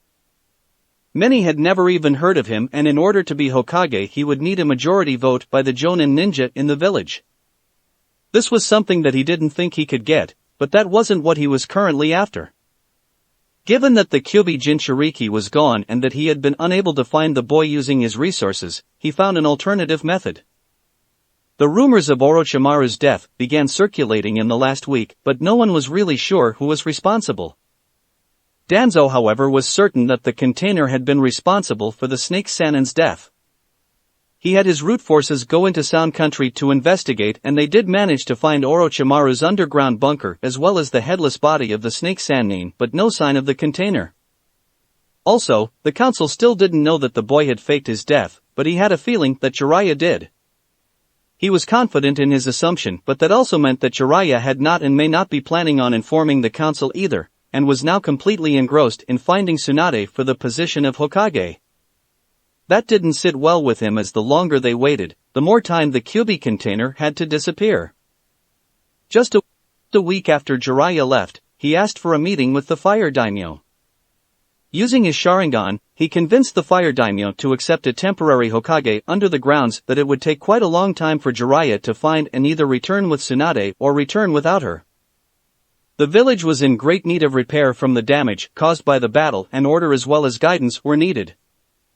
Orochimaru's snake summons and the Ichibi container had caused quite some damage to the village before Jiraiya had stopped them. Someone had to take charge to oversee the reconstruction and make sure the village didn't seem weak. He had therefore promptly put his name into consideration as temporary Hokage. With his manipulation of the Fire Daimyo, he easily won. While he had spent a great deal of time putting the village back in order since his appointment, he also didn't neglect his hidden agenda and the real reason why he went to such trouble getting the position. With the position of Hokage came the responsibility of divvying out missions to the village ninja. While it was a tiresome ritual, it afforded him absolute control over where the village ninja went and what missions were accepted. This was the key to his plan, as instead of just accepting any mission he could, he methodically chose missions that would take Konoha ninja to areas that he had not yet searched for the Kyuubi Jinchuriki in. His root forces were only so large and he could only search so many areas. The key to his plan was that with the entire village at his command, he could increase his chances of finding evidence or encountering the Jinchuriki outside the village. Should that happen, then with his power as acting Hokage, he would be able to send a force of ninja to retrieve the boy and bring him back to the village. He was even able to accept and assign missions to some of his root forces. These missions were of course off the books, and the money went directly to his foundation. Not only was he enlarging his search for the escaped container, but he was helping the village and helping his root forces at the same time. He might even be able to begin expanding his operation with the money and recruit new ninja with his position. Perhaps if he performed well enough during the time before Jiraiya returned, it would even improve his public image, and since he had never been Hokage before, it was also good experience for when the full position was actually his. He also learned that when he became Hokage, he would need multiple secretaries to take care of the redundant paperwork. Despite his plan and a month of being acting Hokage, he had yet to receive any information that would even hint to the whereabouts of said Jinchuriki. However, he knew it was only a matter of time before the boy slipped up and was noticed. Tsunade frowned as she traveled back to Konoha. Despite swearing that she would never return, she now had to. Stupid Jiraiya! She thought and glared at the man as he wrote down something in his notebook. I can't believe I fell for his act and trick. She thought, and contemplating knocking him out and then running away. He had found her in Tanzakugai and proceeded to try and convince her to come back and become Hokage.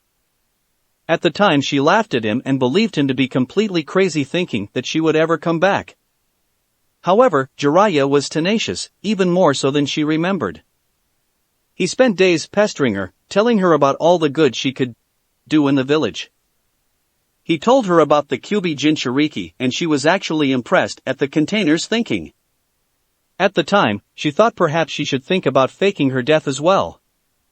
The days, however, turned into over a week, and little by little Jiraiya whittled away her resolve. Now she felt pathetic that he could guilt-trip her like that, but Jiraiya did reveal to her several things that actually changed her view of him, a little bit. Jiraiya confessed that when he had returned to the village, he remembered that Minato and Kushina had decided to name their child after the main character in his book. Jiraiya claimed it was something that he had completely forgotten until he had been back to the village and near the hot springs.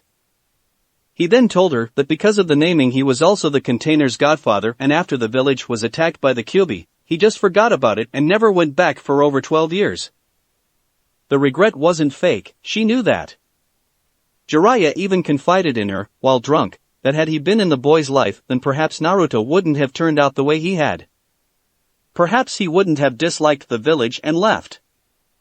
Other things were mentioned by the very talkative and drunk Jiraiya, and while she didn't want to admit it, she did find herself feeling badly for her former teammate. She also saw parallels between herself and the runaway Jinchuriki. She didn't really touch her drink that night, which was a first in a long time.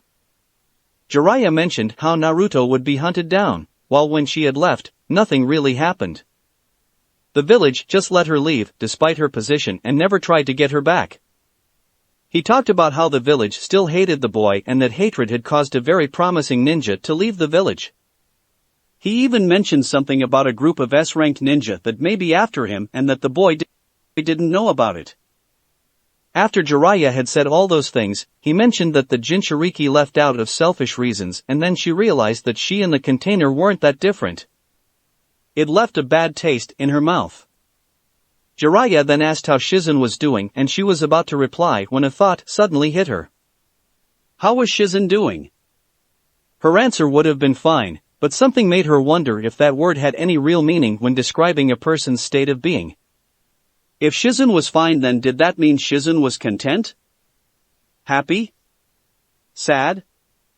She had honestly never really thought about until that moment. They always managed to get by, staying in different places, losing money, running from her debts, and seeing the world, but how was her apprentice really doing? Did Shizun want to keep traveling? She was intent on staying away from Konoha for the rest of her life and never settling down in any ninja village or perhaps even in a single village. Did Shizun want the same thing, and did she really want her apprentice to have that kind of life? For the rest of the time with Jiraiya, until they went to their separate rooms, those questions plagued her. It got even worse the next morning when she asked Shizun how she was doing and her apprentice replied, "I'm fine, Swanda-sama." Of course, just something like that wouldn't be able to get her back to the village. She still had loads of reasons why she wouldn't go back. That all changed, however, when Jiraiya proposed a bet. She couldn't possibly pass on it as Jiraiya offered to pay off all her debts. She was of course suspicious whether the pervert even had that kind of money. Her debts were quite substantial. Jiraiya promptly showed her his checkbook and she got a look at the numbers. The damn pervert was worth a fortune. Not a huge fortune, but more than enough to pay off her debts. She couldn't believe that it was all from sales of his perverted books, and she remembered Shizun commenting on how scary it was that the world was full of that many perverts. Should she lose the bet, then she would have to become Hokage? Despite Shizun's wishes, she accepted the bet. In fact, not only did she accept the bet, she won the bet. The money had been hers, and then when Jiraiya was about to fill out the check, he stopped and had wagered, double or nothing? Remembering that moment made her strike out and punch the nearest tree, which sent it splintering into two parts and was followed by a crashing sound as the upper half collapsed into the forest. Jiraiya quickly put his notebook away and prepared to run if his former teammate's anger shifted to him, but Tsunade completely ignored it. "Why do I always fall for that?" she lamented. The money was practically in her grasp, but she couldn't turn down the new offer. She lost, and now they were nearly at Konoha. The thought of skipping out on the deal had crossed her mind several times, but Jiraiya would never forgive her. He also stated that if she didn't honor the bet, he would collect every debt she owed, so she would owe him all the money. She was all for it until he mentioned that he would be asking her to repay him and work off her debt to him. It was a disturbing threat, especially with the amount of lecherousness, innuendo and eyebrow wagging that went into the statement. Compared to that, the position of Hokage didn't seem that bad, however, given the recent news of Orochimaru's supposed death and the reconstruction of the village. She knew she had her hands full and would likely be drowned in paperwork. Should have faked my death too. Two illusionary figures of Itachi and Kisame appeared in a room and stared at a third figure that was the leader of Akatsuki, Pain. The figures appeared as something of holograms, but it was really a technique, Gentishin no Jutsu, magic lantern body technique, used by the leader of Akatsuki to communicate with the members of his group from vast distances. "Did you find the Kyuubi Jinchuriki in Snow Country?" asked the leader of Akatsuki. We did, replied Itachi, and he did not say any more. Were you able to capture him then? Inquired Pain as he was wondering why Itachi would give him such a short response. We were not able to capture him. Why not? Asked Pain in a more dangerous tone. Two of the strongest members of Akatsuki should have been able to capture one lone Jinchuriki. He had at least 7 others with him, and it turned out to be an ambush. Sasori's spy was also helping the Jinchuriki and can no longer be trusted. The container appeared to be leading them, but it was difficult to tell. Few words were exchanged between anyone, but they were well organized and coordinated nonetheless. We were both injured and put in a position where either we would both be killed trying to capture the Kyuubi or we would succeed. However, the probability was not in our favor. I could not understand what jutsu several members of their group were using, and 2 members seemed to be immune to all physical attacks. Stated Itachi, but Kisame just kept his thoughts to himself. So, the Kyuubi has a group of his own. Mused Pain at the new development. Jinchuriki forming powerful groups was not something he had considered. They were supposed to be isolated individuals that were shunned by the world and kept to be a deterrent to war. Brats, every one of them. Kisame chimed in as he was irritated at being so injured and forced to flee. And yet you were unsuccessful when you fought them. Pain reminded him, and Kisame scowled. What are our orders, leader? Asked Itachi as he ignored Kisame's anger. Pain thought for a few moments and then said, if the Kyuubi and his group are getting that powerful, then we can't risk sending anyone after him at this time. No doubt both of you and your battle attracted some attention. The Kyuubi must be sealed last, and sending more Akatsuki after him might draw more unwanted attention to our group. What we should do is let Konoha know that their Jinchuriki is still alive and his whereabouts. Then they will capture him for us, deal with his group, and then take him back to the village. We will then know exactly where he is when the time comes to go after him again. Concluded Pain, and he thought of ways to let slip the information to Konoha. Itachi took the opportunity to add something he had been holding back. While we were in Snow Country, a team of Konoha Nina was also on the island, and I believe that Hatake Kakashi followed us and saw the battle. It's likely that he recognized the Jinchuriki and would report back to Konoha. It's possible that the squad is already back in the village and reporting that information. Kakashi was the Yandame's student, so he should recognize Naruto. Itachi thought. We should send Zetsu then, to make sure the container does not leave the island before Konoha shinobi arrive.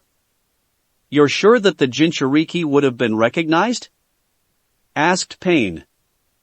Yes, Kisame and I looked for transport off the island and found the group in a rush to leave on the only available ship. We ended up taking Kisame's summons back to the mainland because of it. Recalled Itachi, and Pain nodded as the images faded away. Itachi stopped himself from sighing in relief. The outcome was what he wanted all along. Konoha should be the safest place for Naruto, though he didn't want to admit that the boy had gathered together quite a group of talented ninja. By the time we are ready to capture him, I don't think even Pain could face that group by himself. Itachi thought while remembering the odd abilities that the demon brothers had acquired. He still hadn't been able to figure out what they were actually using. His Sharingan had told him next to nothing about the technique. However, that also didn't bode well for the Konoha ninja that went after the group to capture Naruto. Looking over to Kisame, he could see his teammate was still examining the scar left by the Kyuubi container. It was a vertical white scar that showed up rather well in contrast to Kisame's blue skin. The blemish was apparently from Naruto's sword, and the wound had nearly killed Kisame. Had the nuke Nin not been merged with Samahata, then he would have died. For some reason, the wound had not healed, despite Samahata's healing abilities. It should have healed completely and shown nothing but smooth skin, however that was not the case. He had already gone over the wound with a healing jutsu, as Kisame had been complaining of periodic pain from the injury, despite it having already healed to a scar. Itachi found nothing wrong with the scar or beneath the surface. The wound was as healed as it would ever be. He told Kisame it was likely something psychological that was causing the phantom pains, which the blue-skinned man vehemently denied. Despite this thought, he also knew that Kisame could handle quite a bit of pain before complaining about it. Therefore, it must have hurt quite a bit. Perhaps it isn't just all in his head? Itachi wondered as he glanced at the scar again. A door opened and Plagueis stepped into the dark cell. He smirked as Gato's eyes adjusted to the light and he viewed the chained Kabuto. It hadn't taken him long at all to figure out that it was Kabuto who had given their position to the group known as Akatsuki. Despite Kabuto's willingness to fight and from what he found from reading the teen's mind, regret over giving up their position, something had to be done. It had taken him only a few days to figure out exactly what that something was. He couldn't let Kabuto go unpunished, but there was also the problem of loyalty. Though he didn't want to admit it, Naruto was right and Kabuto would make an excellent research assistant for him. Kabuto's medical ninjutsu and abilities were not common and not something that he was willing to just throw away, so killing the teen was difficult. He thought about taking over Kabuto's body, but that brought other problems as well. Gato was a good choice to possess because the short man had a weak mind and was a civilian. Taking over a ninja could prove more troublesome or perhaps negatively affect him. He didn't want to take that kind of chance. However, he also couldn't keep having problems with the teen and the days he took thinking it over had been quite fortuitous. The results of his work were hidden behind his back in his right hand. Moving across the room and closer to the chained Kabuto, the smirk on Gato's face faded as Plagueis became serious. You've caused quite a bit of trouble, but you already know that. I also know how much you want to travel to the galaxy. I could just kill you for your actions, or perhaps I could take over your body similar to how your previous master could do. Plagueis mused as his vision left Kabuto and inspected the surrounding wall and then looked back as if expecting Kabuto to plead for his life. Kabuto grits his teeth and knew he was in the worst position. He desperately wanted to go with them, but there was nothing he could do if Plagueis decided to do any of those things. However, I am a compassionate being, Plagueis lied and continued, but I still think you deserve punishment. I could torture you until the ship is ready or perhaps have the demon brothers do it. They have asked on more than one occasion if they could deal with you. Kabuto understood that his life was in Plagueis' hands. He knew Naruto would be too busy to come to his aid or perhaps speak on his behalf. He wasn't even sure if Naruto knew he had betrayed the group or what the boy might do if he found out. It didn't take very long for me to figure you out, said Plagueis to the now confused Kabuto. Every person has motivation or reasons and yours were quite easy to determine. You Kabuto, are not a leader. No, you are but a shadow. Someone that follows in the footsteps of others but has no determination to stand on your own. You may not have even known this until Orochimaru was killed. Perhaps you still haven't realized it. There was no master to follow and you didn't know what to do. Deep down I'm not even sure that you really hate Naruto for killing Orochimaru. Perhaps you'll realize that, given some time, but your anger really comes from the fact that my student took away your only purpose. Following others was what you did. You became a spy in Konoha under Sasori and were noticed by Orochimaru. Your mission was to become part of Orochimaru's organization and at some point, you turned from one master to another. But after what Naruto did, there was no one to keep the light off you. No one's shadow to stay behind anymore. You probably felt confusion, frustration, hopelessness, loss, fear and many other useless emotions that eventually turned into anger and you directed that at my student. When Naruto made you a part of our organization, he never asked you to change and perhaps that was the problem. Instead of accepting us and myself as your master, you retreated back to your first master, Sasori. You gave away our location and nearly compromised our whole operation. Therefore, for your punishment, I give you a gift. Plagueis stated with a smirk and revealed what was in his right hand. A gift. Kabuto stuttered and cursed at the way he must have sounded in front of Plagueis. He couldn't imagine why he would be getting a gift. What Plagueis revealed from behind his back was a large syringe filled with a gray material. It looked like a liquid, but it was difficult to tell how viscous it actually. Yes, a gift. Since you seem so fond of your old masters and can't possibly survive without them or work with us without them, I decided to provide you with something that would take care of that. I'll let you have a piece of your old master, Orochimaru, so that he is with you always. That way you can work with us and never be separated from him. How does that sound? Asked Plagueis with a smirk. Kabuto was beginning to see where Plagueis was headed and he wasn't sure he liked it. Inside the syringe must have been Orochimaru's cells and he was about to be injected with them. Hopefully the cells won't take over your body because if they do, we'll have to kill you.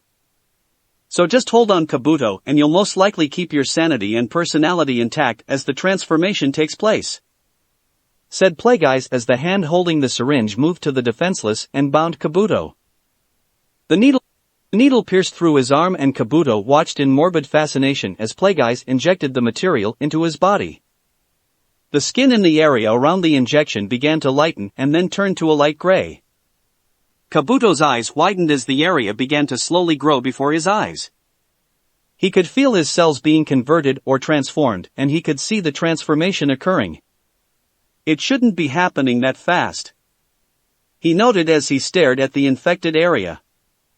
At first, he only felt cold and then a numbness, but the pain soon started and as Plagueis left the room, Kabuto was screaming in agony from what was happening to him. Looking to Gozu, who was stationed outside the door, he said, "When it's finished, give him the cloak to cover himself and then bring him to the lab for testing. I want to determine if everything went properly," stated Plagueis and the Kiri ninja nodded. Leaving the area, Plagueis headed back to his lab to continue his reading on Orochimaru's research and notes. The syringe he had just given Kabuto was derived from Orochimaru's cells from the head that Naruto had brought back. He didn't think it would be useful to him, but now it turned out that it was. Using Sith alchemy, he altered the cell slightly and created what could be called a Sith potion. Normally the process was used to create a Sith spawn and even mix the traits of species with the traits of others and create something unique and powerful. His work was really no different. Kabuto was basically turning into a Sith spawn. The transformation was much simpler than the one used for the Demon Brothers, but he expected very good results. The subject should have been made into a mindless animal that only took orders from him, but he was confident that Kabuto would retain his mind, knowledge, and abilities despite the transformation. That was exactly what happened to the Demon Brothers, and he therefore expected similar results.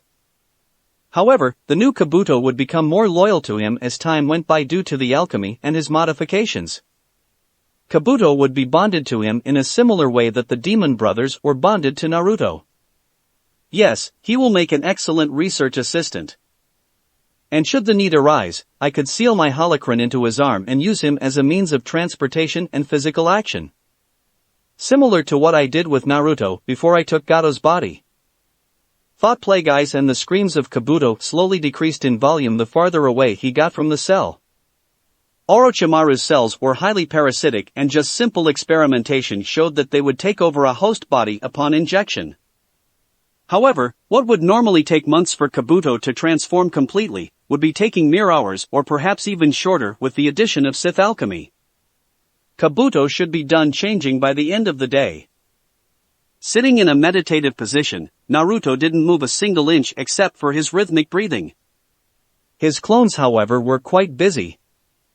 30 versions of himself were in what had been dubbed the hangar bay and working on the ship's new reactor. After a day of struggling and failure, Naruto quickly found that using his clones on a single task such as the reactor was a bad idea. Having so many clones along with himself just didn't work. Whereas they could work completely independently, he discovered that when working on one complex task, multitasking with his independent clones actually slowed him down. Because they each thought individually, the clones took it upon themselves to begin working on individual parts. However, the problem came when beginning to assemble those parts and with the tools available. While the clones could do the work, there was a particular order in which everything had to be done. One part had to be completed and installed before the combined part could be used somewhere else. His clones didn't really grasp the overall picture and failure was inevitable. There was a critical path to the construction, and should one problem be encountered along that path, then the length of the project, beginning to end, was increased.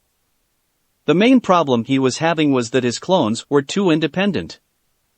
They finished tasks before the other critical tasks were completed, and then he had to stop and figure out what went wrong. So far he had disassembled a certain part of the reactor 4 times because his clones had completed only part of the device and neglected to get all the pieces together before assembling that part. Taking the reactor and fuel assembly apart was infinitely easier than building and constructing a new one with his clones. He never experienced the problem before because nothing he had done up to that point had been so complicated and had so many individual tasks that formed a single multifaceted project. Then there was the problem with tools. He only had a given number of sophisticated tools, and with so many clones working, things got misplaced or one clone couldn't find the needed tool because another clone had it. This inevitably slowed everything down as well because he had clones just walking around and trying to find a tool that was being used by another clone halfway across the room. That was just the first day of construction, and he ended up killing all of his clones in anger and frustration. Surprisingly, he then had to begin suppressing the Kyuubi's chakra, as apparently his anger and frustration began calling a very small amount of it forth when he certainly didn't even want or need it. Taking a break from the reactor, despite not having the time needed to actually take a break, he had meditated on the problem and wound up stumbling upon the best way to work with his clones on such a complex task. The key he discovered was to step back and take himself out of the project. Normally that idea would seem foolish as he was the original and the leader, but that was his problem in the first place.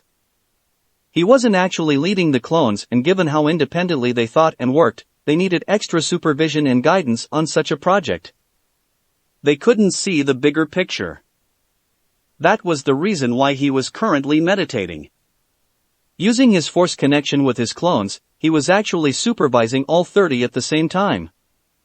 Each one was getting explicit guidance and instruction from him on what they should be doing. Each clone could therefore just focus on a single task, and he would worry about the critical path and getting everything put together correctly in the least amount of time. The method was far better than anything he had previously, and he was sure that in the future he would be using it on any complex tasks for his clones. Even the tool problem was solved as he could tell which clones had what tools and then get the right tools to the right clones. With perfect timing and coordination, one clone threw a tool to another and continued working without any problems. The clone reached up and caught the tool but stayed perfectly focused on what it was doing. The new method was so smooth and coordinated that he was making great progress despite the first day's setback. He didn't start out at 30 clones though, he actually started at only 10 and had worked his way up to 30 in the past week. By the following week he might have 50, and then he would likely be able to complete the task by the deadline he had. Based on calculations by both his master and himself, it would take between 2 weeks and 1 month for someone to come to Snow Country. A journey by boat to the island country took a week, and both groups had already been gone for that long. That, however, assumed that they didn't have another mode of transportation that was faster. Neither was sure which group would be coming, as it was still possible that Akatsuki would send more ninja, or perhaps Itachi and Kisame would come back. It was also just as possible, if not more possible, that Konoha would also send ninja to Snow Country. The group that was there had evidently left in a hurry, and Plagueyes told him about Hatake Kakashi watching most of the fight. Currently at least 4 members of his group were on patrol. He wasn't completely sure which members as they switched off, but someone was out of the bunker and actively looking for threats. Using a few of his clones, he set up several detection seals in the area around the destroyed castle. At least 2 members of the group were in the main city and harbor of Snow Country and monitoring the people that were entering the country. Most ships went to the main harbor, but it was also possible that ninja would be dropped off somewhere else or just jump off the boat before reaching the harbor and run to shore. To hopefully prevent this, he had 2 other members of the group patrolling the surrounding area of the destroyed castle. Both pairs had a radio so they could communicate with each other and with the bunker should they find something. He hoped that the ship could be completed, or at least ready enough to leave the area and travel somewhere else on the planet under its own power, by the deadline. However, it would take at least the next week to complete, test, and then install the reactor on the ship. Keeping his mind as calm as possible, Naruto pushed back all his doubts and fears, focusing entirely on his clones and the project. It was a race against the clock and he likely wouldn't be able to sleep much before the deadline. Team 7 raced through the trees of Fire Country as they neared the village. Kakashi set quite the pace for his students and he lied saying that it was for training. He wasn't about to tell Sasuke that he had seen Itachi or the possibility of Orochimaru having been in Snow Country. The real reason he set such a pace was so he could report to Jiraiya about what he had seen. He already sent one of his Ninken ahead of him and hoped it would be able to find Jiraiya. When he left the village for his mission, Jiraiya had only just left in search of Tsunade so she could be Hokage when they returned. Ninja decisions were being made by the temporary Hokage, Danzo, whom he would have to talk with if Jiraiya wasn't back yet. Landing on the main road, the group moved towards the village and slowed down as they neared the main gate. Running straight into the village would definitely cause some alarm, so he calmed himself down and set a sedate pace. He would dismiss his students right after they got into the village and then find Pakken, who was likely waiting for him near the gate. He casually greeted the two Chunin gate guards with his book out and then dismissed his team, telling them that he would fill out a mission report. Continuing down the main road, he picked up his Ninken's trail and turned down a side alley. Despite the crowded street, he made sure to stay as unnoticed as possible. Walking down the alley, he glanced over the top of his book and noted the small pug that peeked around the corner and spotted him. As Kakashi rounded the corner, he came upon Pakken and the dog turned its head to indicate the other person that wasn't standing very far away. Jiraiya looked over at Kakashi and wondered what was going on. He had only just gotten back with Tsunade and they had barely been to see the ninja council when he was accosted by the small dog. And I was just about to do some research. He lamented, but decided that whatever Kakashi had to tell him must have been important if the man sent a summons ahead of him before making it to the village. Kakashi put away his book and became serious. While I was in Snow Country on a mission with my team, I saw Uchiha Itachi and Hashigaki Kisame. They were both wearing the black cloaks with red clouds that you described to me. Jiraiya's eyes widened as he now knew two more members of the group known as Akatsuki. However, he had the sudden thought of why would those two be in Snow Country. Did you follow them? Kakashi nodded and then told Jiraiya of everything his shadow clone saw before being destroyed. He mentioned his thoughts on Orochimaru having a base in Snow Country and possibly being there. Jiraiya couldn't believe what he was hearing. Given the rumors, he knew that Orochimaru was likely dead and had a hunch that Naruto was the person that was in Snow Country. Does that mean he killed Orochimaru? He wondered, but didn't dwell on it. He needed to focus on all the new information. Apparently, Naruto had created or at least recruited a group of ninja that were enough to stand up against two S-ranked ninja. Kakashi, according to the rumors that have been circulating through the elemental countries for just over a week, Orochimaru is dead. Jiraiya revealed and Kakashi was shocked at the information. His first instinct was that it must have been Kabuto, but Jiraiya was about to squash that thought. I probably should have told you this earlier, but I have proof that Uzumaki Naruto faked his death and is still alive. Jiraiya said as he glanced around and made sure they were alone at the intersection of alleyways. If the earlier news had shocked Kakashi, then he was completely taken aback by the new information. He faked his death. He ran the words through his mind and he really couldn't understand why. Did your clone happen to see this person? Jiraiya asked while pulling out a photograph of a red-haired grass ninja.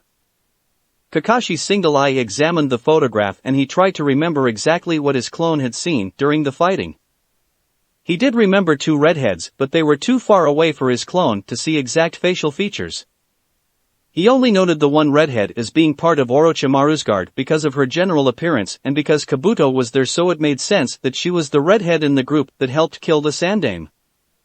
Thinking back to the other figures, he knew he couldn't identify most of them, but the girl in the picture did seem to have the same characteristics as the second redhead he saw. He also realized that the person he saw in the cloak must have been Naruto. There were two redheads there. One I believe worked for Orochimaru and this does resemble the other, but I was never able to get a good view of her face. Responded Kakashi, and Jiraiya nodded before putting the photo away. So, she still might be alive. Jiraiya thought and was thankful for the information. Naruto was heading down a dark path, but knowing that the girl was still alive gave him hope that he could convince or at least get Naruto to come back to the village. Are you going to be assembling a team then? Asked Kakashi, and Jiraiya wanted to curse as he realized he would have to wait. No, not yet. He admitted, and before Kakashi could say anything he continued, Danzo is currently the temporary Hokage until Tsunadeheim gets inaugurated. We'll have to wait a few days until that happens before taking a team to go after him. Otherwise, people will start asking questions. I never told the village elders or the ninja council about Naruto still being alive. I hope to find him before anyone found out or Naruto became known outside of the village. Apparently Akatsuki is already a step or two ahead of us and also knows about Naruto not being dead and leaving the village. I don't even know how that happened or where they got the information from. Jiraiya admitted. There will be a team, and I guess you won't take no for an answer, so you'll be on it. Who else in the village would be able to help us? Questioned Jiraiya, as despite being very good at planning a mission, he was out of touch with the village and the ninja ranks. Kakashi quickly thought about it and knew several ninja that would be good for the mission. Madogai, for one, was definitely someone that could help. He knew he couldn't take his own team because of the possibility of Itachi showing back up, but, though he was reluctant to admit it, Guy's team was strong and well suited for the mission. He also thought about Tenzo from ANBU because of his Mokutan ability and the fact that Naruto likely didn't want to come back. A capture squad would be good and perhaps at least one chakra sensor, but he wasn't sure who would be available. He knew the village couldn't spare many ninja at that point in time and would leave the decision up to the new Hokage. Telling Jiraiya of the information, the Toad Sannin readily agreed but had no idea of who Guy's students were. Kabuto looked over his body once more as he sat in the chains. The transformation brought upon by the syringe Plagueis had injected him with seemed to be over. He wasn't sure how long it had lasted, but he certainly didn't want to go through it again. The pain had been excruciating. Most people would have been completely disgusted to have their body altered to such a degree, but he found it completely fascinating. He was immensely curious to see what the changes did for him and couldn't wait to have his chakra fully unsealed to see what he could do. Interestingly enough, he now had a snake appendage that appeared to be coming out of his body like a tail. It seemed rather intelligent and he could communicate with it on some level without even speaking. His entire body also appeared to be covered in large grayish-white snake scales, and he couldn't wait to examine himself with his diagnostic jutsu. Perhaps this is why he said it was a gift. He mused. Orochimaru's cells had merged with his own, but he wasn't taken over by his former master. He might look like a monster in the eyes of others, but he honestly couldn't be happier. If this was the trade-off for getting to travel with Plagueis and Naruto to the galaxy they talked about, then he was all for it. Coo. He laughed and he could feel minute vibrations through the floor that let him know someone was approaching. Gozu entered the room with the cloak that Plagueis had given him. He looked at Kabuto and chuckled. I'm not sure if he really transformed. Maybe Master Plagueis just brought out his true form. He mused and tossed the dark red cloak to Kabuto. Crouching down near the snake person, he held out his hand, which turned into tendrils of smoke, and moved the smoke to the chains that were binding Kabuto. The smoke entered the keyhole and released the locks. He then released the chakra seals and other bindings that Kabuto had. Master Plagueis wants to see you in the lab and inspect your changes. Gozu stated, and Kabuto followed the Kiri ninja as he was led to the lab. Idly, Kabuto wondered whether they would be concerned over Orochimaru taking over his body, but something told him that Plagueis may have been bluffing. Though the cells had merged with him, he really couldn't feel another consciousness in the cells or in his body. Perhaps he was just trying to scare me. He considered, but didn't really mind. I can't wait to see what all the changes are. 7 days later. Jiraiya grimaced once again as Madogai vomited over the side of their boat. The very green, both in face and body attire, Taijutsu specialist had no idea that he was prone to seasickness up until the boat began its journey. Jiraiya idly wondered if the man would survive the remainder of the trip to Snow Country. They had been on the boat for about 5 days, as had taken 2 days before the inauguration was held and Tsunade was made Godame Hokage. Tsunade's first action as Hokage was to sanction the mission, and he knew he owed her for doing it. The other ninjas Tsunade sent on the mission were faring much better than Guy, but Jiraiya glared slightly at the 2 members of Guy's team that he had met before. Ironically, they had more insight in the mission than nearly every other ninja on the mission. There had been a short briefing, but only a few members actually knew what was going on. Team 9, Kakashi, the ANBU named Yamato, a medical ninja, Team 8, and himself were on the mission. He hadn't planned on taking so many brats with him, but from what Kakashi said, most of Naruto's group were ninja that were under the age of 20, with most being just older than the peacetime gen and graduation age. The village also didn't have many higher-ranked ninja that were available at the moment. He had told Kurenai and Guy that their teams would be held back during any fighting, but was glad for the tracking team and the 2 Hyuga members that he had. If the group was still in Snow Country, which he assumed they still were given how few boats go to and leave from the country, then there was likely an underground base and the Byakugan would come in handy for finding it. 12 ninja was a lot to send on a single mission, but he was sure Naruto was there, and from what Kakashi said, they would be facing about 9 ninja. The village couldn't spare anymore, but judging from what he did have, he had taken most of the highest-ranking jonin away from the village. He had a bad feeling that something could happen to the village while they were gone, but kept those feelings to himself. At that moment he needed to focus on the mission and come up with strategies. Despite having Naruto's file, he really had no idea what the boy was capable of in battle. Few people in the village had ever seen Naruto fight before, as most of his missions for the village didn't involve many battles or any witnesses. Sitting behind a thick wall of hardened mud, Naruto prepared an initial test of the reactor. His clones had only just finished it, and now he had to at least test the fusion reaction to see if it would work and if the reactor would be suitable to hold in the reaction and provide the necessary power for the ship. He would only be using a small test and just starting the fusion reaction and not supplying it with any additional fuel. Once the test was over, then he could calculate and determine if it would be sufficient. If for some reason it didn't provide enough power to get the ship off the planet and enter hyperspace, then he would have to find something else to power the ship with, but at that moment, neither he nor Playguys had any other ideas. Either the reactor would work or they wouldn't be going. His clones had moved the reactor into an additional room in the bunker, just in case something happened. That way he would minimize any possible damage to the ship should the reactor not function or, well, explode. Given the small reaction inside, less than 1% of what it could do, it likely wouldn't be a large explosion, but it would do quite a bit of damage. Should the test be successful, then he would have to increase the fusion reaction to see if it held at higher outputs. If it succeeded, then he would begin installing the reactor on board the ship and then they would leave as soon as possible. The others were in the hangar bay and packing everything into scrolls to take on the ship. They would be taking a large amount of ninja supplies and other items with them, but with the scrolls the supplies would barely take up any room on the ship. While his clones attached all the proper components and measuring devices, he set up the laptop computer that would be taking power readings and providing him with real-time information from the reactor. He also had a kill switch to stop the reaction at any point and prevent possible catastrophe. When the clones were ready, Naruto moved behind his protective wall and signaled his clones to begin the reaction. As atoms of hydrogen were introduced into the reactor, they were pushed together so that the nuclei of both atoms or multiple atoms of hydrogen fused together, resulting in the formation of helium as a byproduct.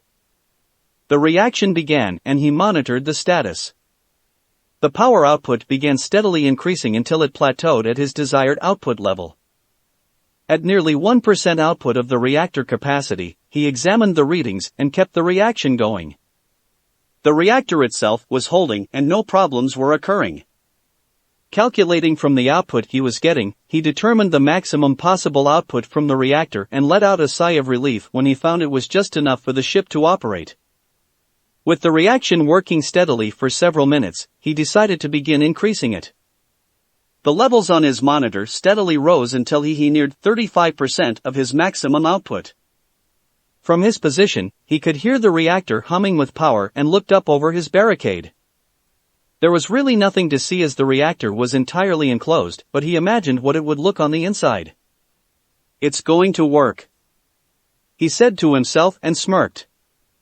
His clones quickly got ready to install the reactor back onto the ship while he looked through the data and double-checked the numbers. It would be very close, but they would have enough power to get off the planet and into hyperspace. Once installation was complete, they would have to go through a pre-flight check to make sure all systems were working correctly and that there were no other problems. And when that was done, they could finally leave. The boat arrived in the newly named Spring Country 2 days later. Jiraiya and the other Konoha ninja disembarked and walked down the docks and into the harbor area. "Kakashi, we should head to where you saw the battle," stated Jiraiya, and Kakashi took the lead. As they neared the warehouses of the harbor, the group heard a distinctive sound and Guy was hit in the leg by a fast-moving red projectile.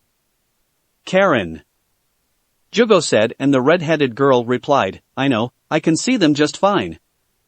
Get the speeder bike ready, I'll do what I can to slow them down." Down. Jugo ran off while Karen used the sight on the rifle and zoomed in. She couldn't identify many of the individuals she was looking at. Oddly, there was even a guy in a kabuki outfit traveling with the group, but she focused on what she did know. Tenten said her sensei was one of the strongest jonin in the village, so she targeted him first. Adjusting for wind and the drop of the blaster bolt over the long distance, she fired a single shot into the green jonin's leg and made sure to miss the artery. She wasn't out to kill them, but would still slow them as much as possible and try to eliminate at least a few of them. A brief second passed from when her first shot hit and the group began taking cover.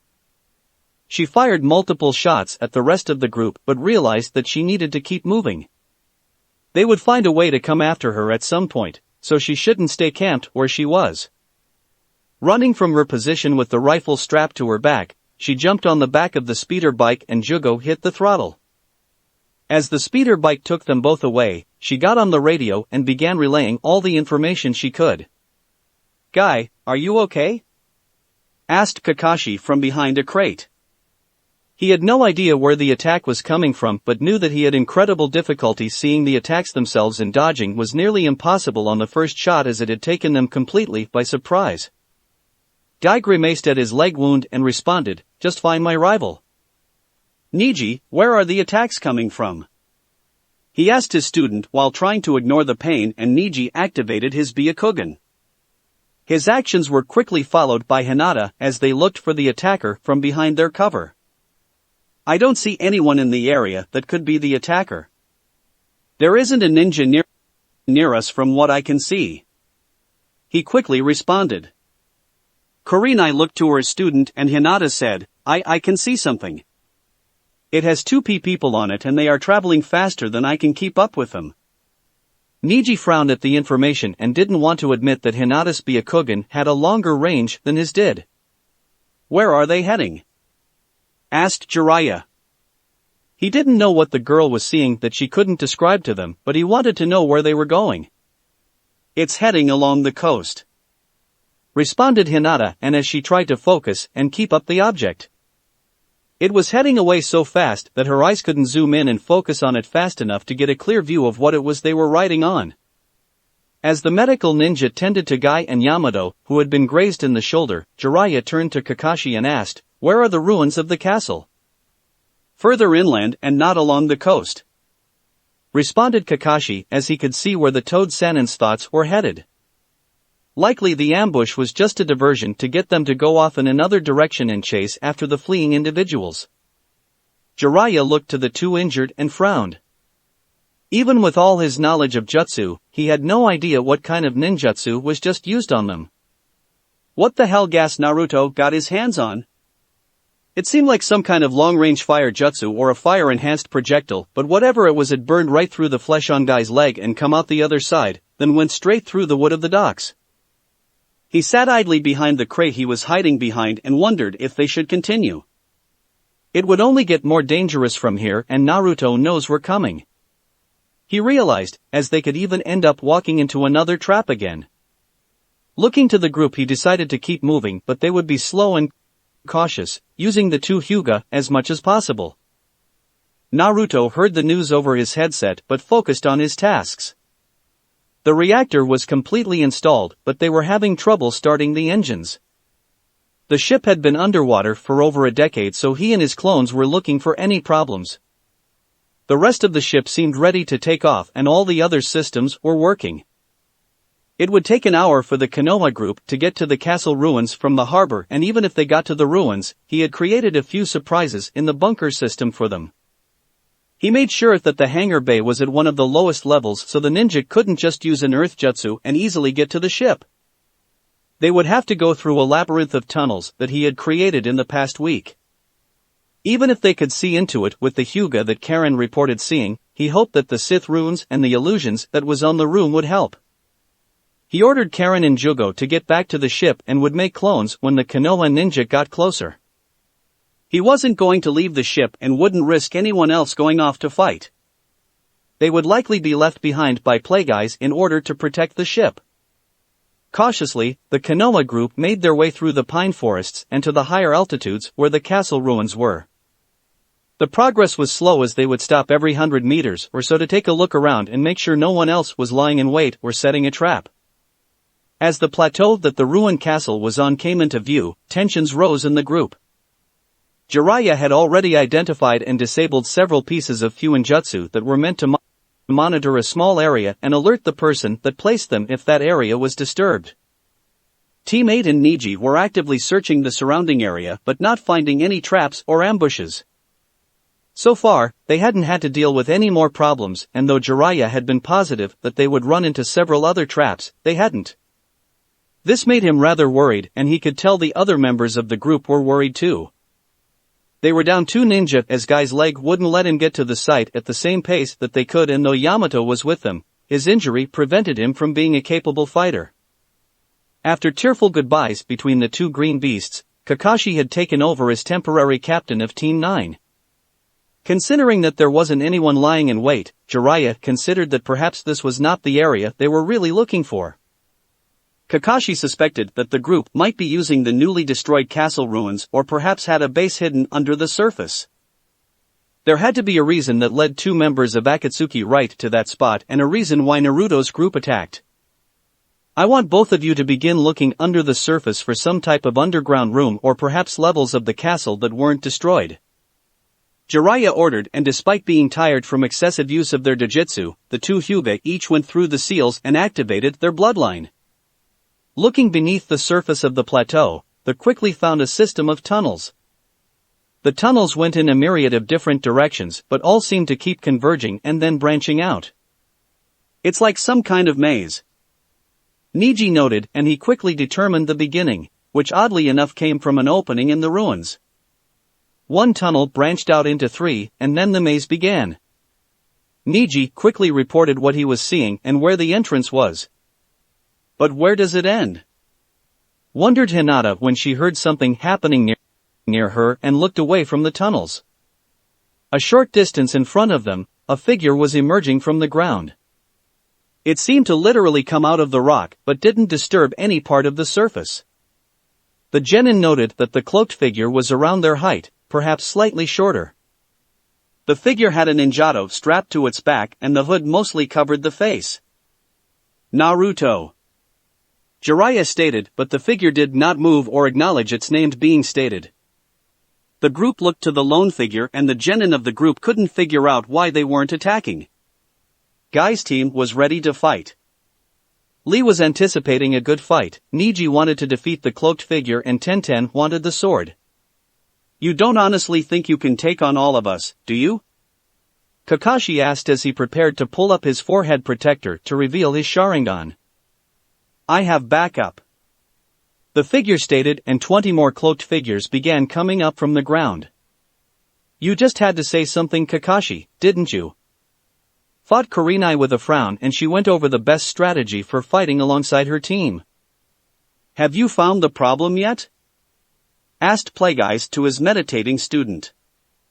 No, I haven't, and my clones on the surface have engaged the Konoha ninja, answered Naruto, and Plagueyes held back his frown. They were ready to leave, but apparently the ship was still giving last-minute problems. A ship without working engines was just a piece of scrap metal. Power seemed to be going to the engines, but they just weren't starting. The other members on board the ship was all strapped in and waiting to leave. He could feel frustration and tension coming from everyone on the ship. Playguys would have ordered them to go out and fight, but that wasn't something he could really afford. He knew Naruto didn't want any of the group to leave the ship because his student was well aware of the fact that he would leave them behind if the ship was started and they weren't aboard. They were definitely useful, but not as important as the ship and keeping it out of someone else's hands. However, leaving members behind when their journey was only just starting was not the ideal beginning to a group. Trust and loyalty were never something he had to worry about before he died, but now it seemed to be very prominent in all his plans. Fine, just keep meditating and working from where you are. I'm going to go back and consult with the ship's computer. Playguy stated as he left the cockpit and journeyed to the engine room where the other clones were working. Kakashi slammed his hands into the ground to complete his jutsu. A thick wall of mud sprang up in front of him and protected part of the group from a very large combination wind and water technique sent by the clones of Uzumaki Naruto. Despite his wall strength, the technique began breaking through and he was forced to abandon his defensive position and jump out of the way of the penetrating attack. Putting distance between himself and the clones that were attacking him, he quickly glanced at the other ninja to see how they were doing. Kurenai and Jiraiya seemed to be faring the best against the clones.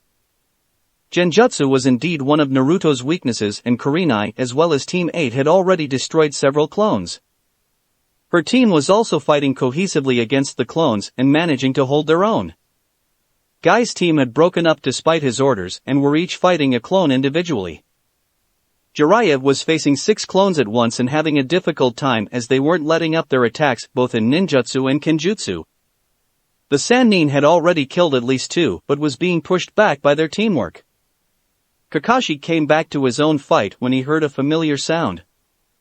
Loud chirping birds filled the air and he lunged out of the way as a clone charged him with his own lightning technique emanating from the hand of its outstretched arm. How the hell? He questioned as he had only just taught Sasuke the jutsu a few months ago and no one else knew it. The clone turned and continued to attack Kakashi as he dodged with the aid of his Sharingan. Niji's frown deepened as the clone, or possibly original, continued to prolong the fight. He was unable to even graze the clone with his Juken and nearly lost his hand or even part of his arm to the sword. The clone just kept smiling at him from under the hood despite neither being able to get a hit on the other. It was infuriating to him that a weaker version of the original was managing to hold him off. He had seen several of them die and erupt in smoke from a single hit, yet he couldn't get that single hit. You're only prolonging the inevitable, stated Niji, but the clone's smile only widened, which made him even more frustrated. Given the clone's chakra reserves, he would actually run out of chakra before the clone did. Pulling back, he waited until the clone came at him and began building chakra, then pushed it out of his body and began spinning. Kaiten. The clone was caught in the initial chakra before the spinning began and dropping its sword. However, it quickly went through a single hand seal. Right as Niji began spinning, the clone's hands began glowing. As Niji spun, he began feeling a chakra drain that was more than he knew it should have been. Despite his fast spinning, his eyes were able to pick up what was happening. He's draining my chakra. He realized and began to stop his technique to prevent himself from losing all of his chakra. The Kaiten was not able to destroy the clone as the technique's loss of stability due to the chakra being drained from it wasn't allowing it to have the desired effect against the clone. Niji was in the process of stopping his spin when he felt his arm grabbed by the clone. He was about to retaliate when he felt an even larger drain on his chakra. His Juken strike was intercepted by the clone's other hand and the drain was doubled. He tried to fight back but soon collapsed to his knees and then his corners of vision began going dark as the rest of his vision blurred. As the last amount of his chakra was being drained, he felt the clone drop him. He was losing consciousness and only managed to see a flash green as he fell to the ground. Rock Lee stopped in front of his downed partner and stared down his newest opponent. He had only just been able to defeat the clone he was fighting and turned to find Niji being defeated. That was not something he thought he would ever see. You're not bad. Do you only specialize in taijutsu? Asked the clone as it took one of the stances of Terraskasi. It had only just received the memories of its fellow clone before dodging the attack by the new opponent. I cannot use ninjutsu or genjutsu, stated Rock Lee as he adopted the stance of his style of taijutsu. He wasn't sure why, but despite all the teamwork training that Gai-sensei had given them, Niji and Tenten had been extremely aggressive and had put aside teamwork to each engage the clones. I see, stated the clone and looked to the dropped sword but decided not to go for it. The green boy obviously wanted revenge over what happened to his sensei and he wanted a good fight. The original had fought many ninja before but not one that specialized in taijutsu. Both teens charged forward, began a new fight. Tenten was blown back by the powerful wind jutsu and grit her teeth as memories of the Chunin exam preliminaries flooded back to her. She quickly realized, however, that she wasn't going to land on the plateau, but was headed right off the edge. She wanted to scream, but the wind jutsu had hit her hard and knocked all the air out of her lungs. As her body dropped and continued moving horizontally, she ran out of surface and was now beginning to fall to the valley below. Her fall, however, was stopped when her entire body jolted to a stop. Looking around, she found white hair wrapped around her foot. The hair pulled her up, over the edge of the plateau, and deposited her back on the ground. Looking up, she found Jiraiya fighting with 3 clones. Several other parts of his hair had lengthened and he was trying to capture the cloaked blondes. Jiraiya didn't look at her but said, "Help your teammate and then go to Kurenai," he said as he dodged a sword that had visible chakra on its length. The Toad Sannin went through some hand seals, slammed his hand into the ground, and summoned a fleshy pod around the clones and himself. Tenten frowned but ran to help Lee. She could see that it was foolish of her and Niji to go after the clones on their own and they were just becoming liabilities. Her mood quickly changed when she saw a sword sticking out of the ground near where Lee was battling. She knew it likely wasn't the real one, but she would still get to wield it in battle, at least for a short period of time. Everything had been going well for Team 8, that is until the clones figured out Kurenai's genjutsu range. Every genjutsu user had an effective range at which they could latch on to a person's chakra system and exploit their senses. Hers was roughly 15 meters and now the clones were staying well away from her. She had been able to take down quite a few before they figured it out. She would use genjutsu to temporarily paralyze the clones and Shino or Kiba would finish them off with their jutsu. Hinata was still using her Byakugan to see all the threats at once as there were at least 4 clones facing off against them. A few clones had already attempted to go through the ground to get at them, but Hinata had alerted them in time. Now they were at a standoff. From the distance the clones were standing at, they would need to use a high-ranking ninjutsu to attack her team. She knew the boy could use ninjutsu like that though, and couldn't believe just how many chakra natures she had seen from the boy. Lightning, wind, water, and earth. She recalled and wasn't sure what to expect next. She contemplated going on the offensive, but the clones were smart and when she pressed forward, they would back off. The clones seemed more interested in wearing them out than moving in for a kill.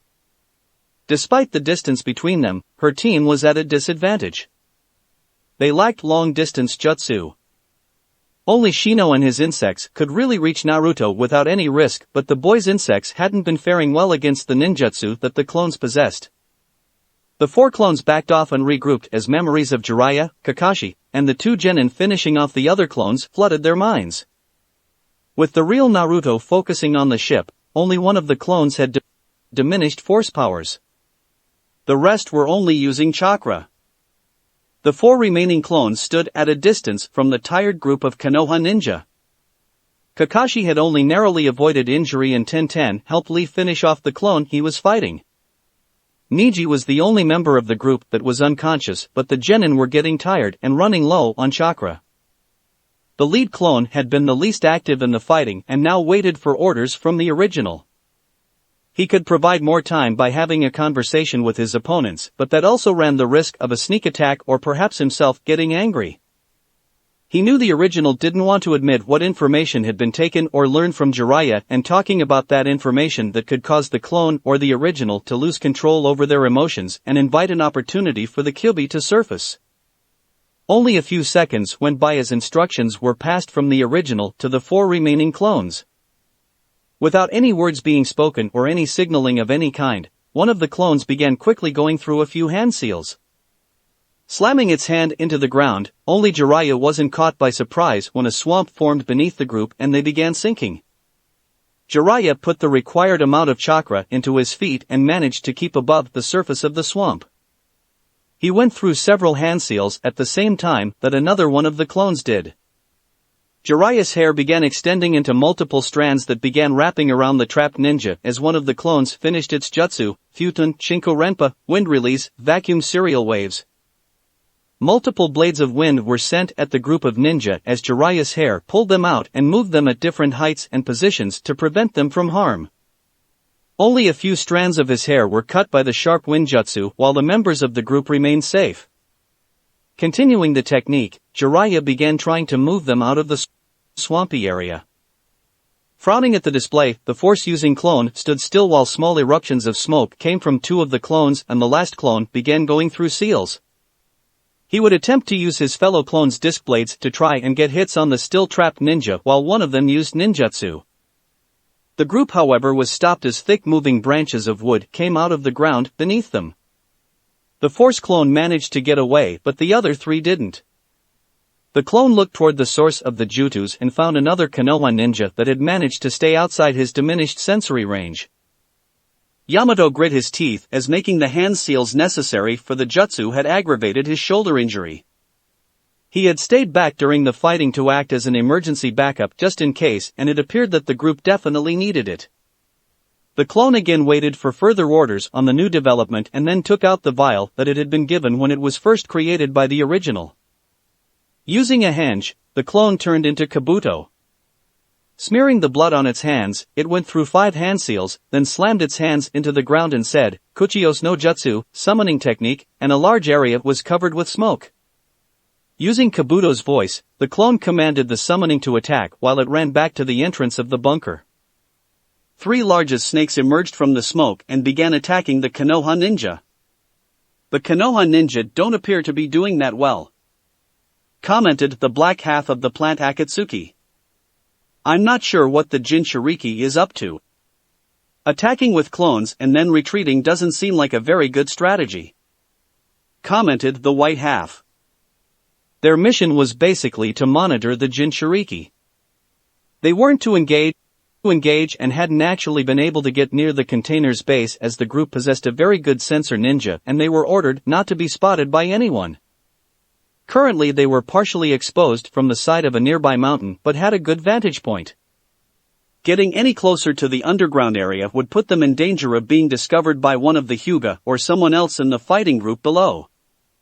It was bad enough that they had to travel to the isolated island. Moving anywhere in the elemental countries was easy, but they couldn't travel across water the way they could land, especially not salt water. Do you think they'll be able to capture it? Questioned the white half, and its other half quickly responded, if they don't, we'll have to follow it wherever it goes. How's everything going? Inquired Kabuto to the cloaked figure sitting in a meditative position in one of the chairs of the cockpit. They're still on the surface and now fighting a few summonings. As for the ship, it's still not working correctly, the cloaked Naruto stated as he kept his eyes closed and focused on his other tasks. How long do we have until they are here? The cloak-wearing Kabuto inquired. I'm not sure. My clone will hold them off in the tunnels for as long as it can. Given that one Hyuga is still conscious, it won't be long before at least part of their group finds us, he stated and kept his anger in check. The dojutsu the clan possessed was now proving to be more annoying than ever. And when that happens, we don't take prisoners and can't leave them alive, answered Naruto, and Kabuto just chuckled as he walked out of the cockpit and back down the ship's main hallway to the other members of the group. If the ninja from Konoha made it to the ship before they left, then they would all have to fight. Naruto wanted to leave before it came to that, but he recognized that it could still happen. He just hoped that his Sith runes were preventing the ship from being seen by the Hyuga, or at least preventing it from being viewed clearly. He had put quite a few different sets of runes in the hangar bay. At least one of them should render the viewers unable to clearly make out what was in the room. He calmly breathed in and checked on his clones and Master Plagueis' progress. It still seemed that something was wrong, but no clear sign as to what. Opening his eyes, he called Karen to him.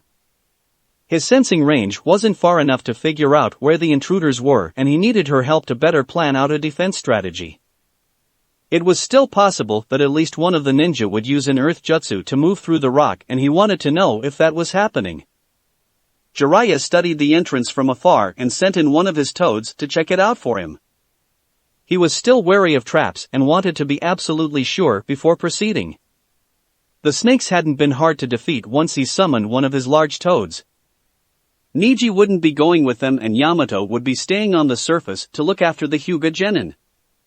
Jiraiya looked to his right and found the other Hyuga that was present in the group. According to her information, they were about to walk into a large and complex labyrinth of tunnels that ultimately led down deeper into the ground and to what looked like a base. She described the rooms to him, and he found the last one she described the most interesting. Despite her dojutsu, Hinata had not been able to tell him what was in the lowest and largest room. She could only tell him that the room appeared to be blurred in her vision. That had definitely caught his attention. He couldn't image what could be blurring the girl's vision in that particular room, but the fact that it was happening made it obvious that the large room was where they should be going. The single tunnel split into 3 and then went into a maze of different tunnels that led both away and into each other.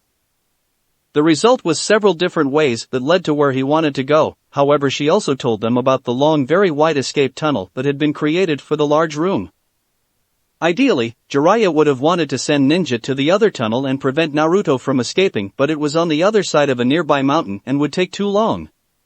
The quickest course of action was to use the girl to quickly get through the maze, but something told him it would be far from easy.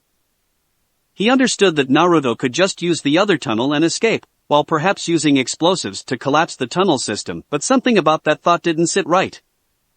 Despite Akatsuki coming after him and Konoha Ninja coming to the island, Naruto was still there. The fact that Naruto was stalling them, had created an elaborate tunnel system, hadn't left the island, and had gone to a great deal of trouble to hide something from a Hyuga's dojutsu was not lost on him.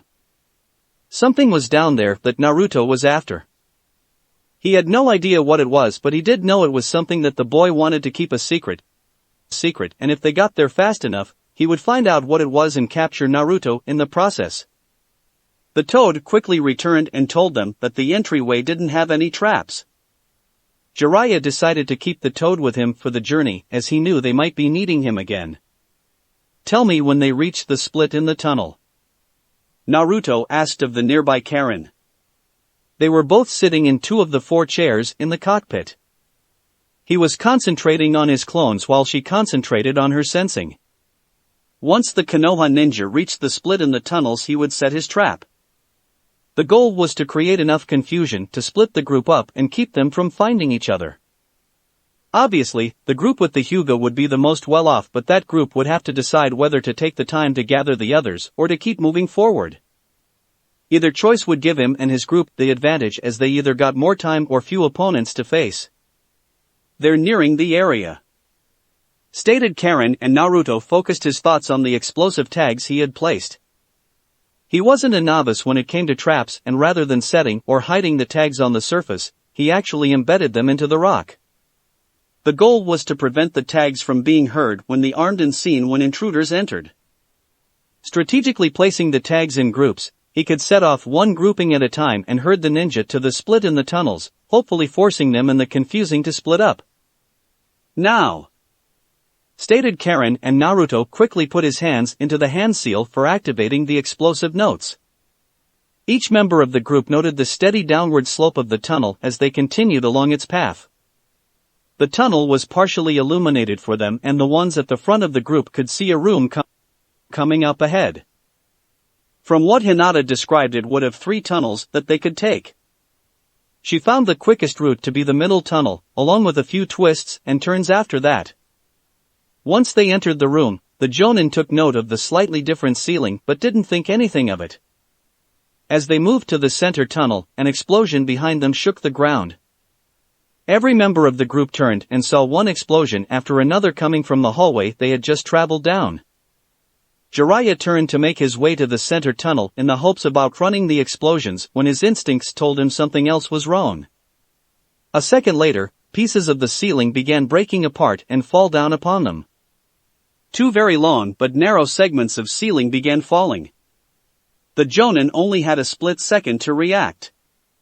Kurenai grabbed 2 of her students, which were the closest to her, while Kakashi grabbed the 2 students he was looking after. The stones effectively separated the ninja into 3 groups, with Hinata and Jiraiya in the middle. No member of the group, however, had time to break through the walls and rejoin with the others as the explosions got closer and closer. Each ninja group ran to the tunnel they were herded into as the explosions destroyed the room they had just been in and sealed them into the tunnels. Damn it! I didn't even notice a trap, thought Jiraiya as he looked behind to find that the explosions had stopped and debris covered the way they had just come from. He gave a quick glance at the Hyuga girl to see if she was alright and then thought about what he should do. He needed to get to the concealed room as soon as possible. It was evident that he would be putting the other ninja at risk and even himself in greater danger, but he had to get there as fast as possible. Did they split up like I wanted? Asked Naruto, and Karen responded that they had. The Hyuga was left with the largest chakra signature of the group, which Naruto knew to be Jiraiya. The pair were also moving fast and right at them. It wasn't exactly what he wanted, but it split up the group. He had hoped it wouldn't be Jiraiya that he had to face, but he did have advantages.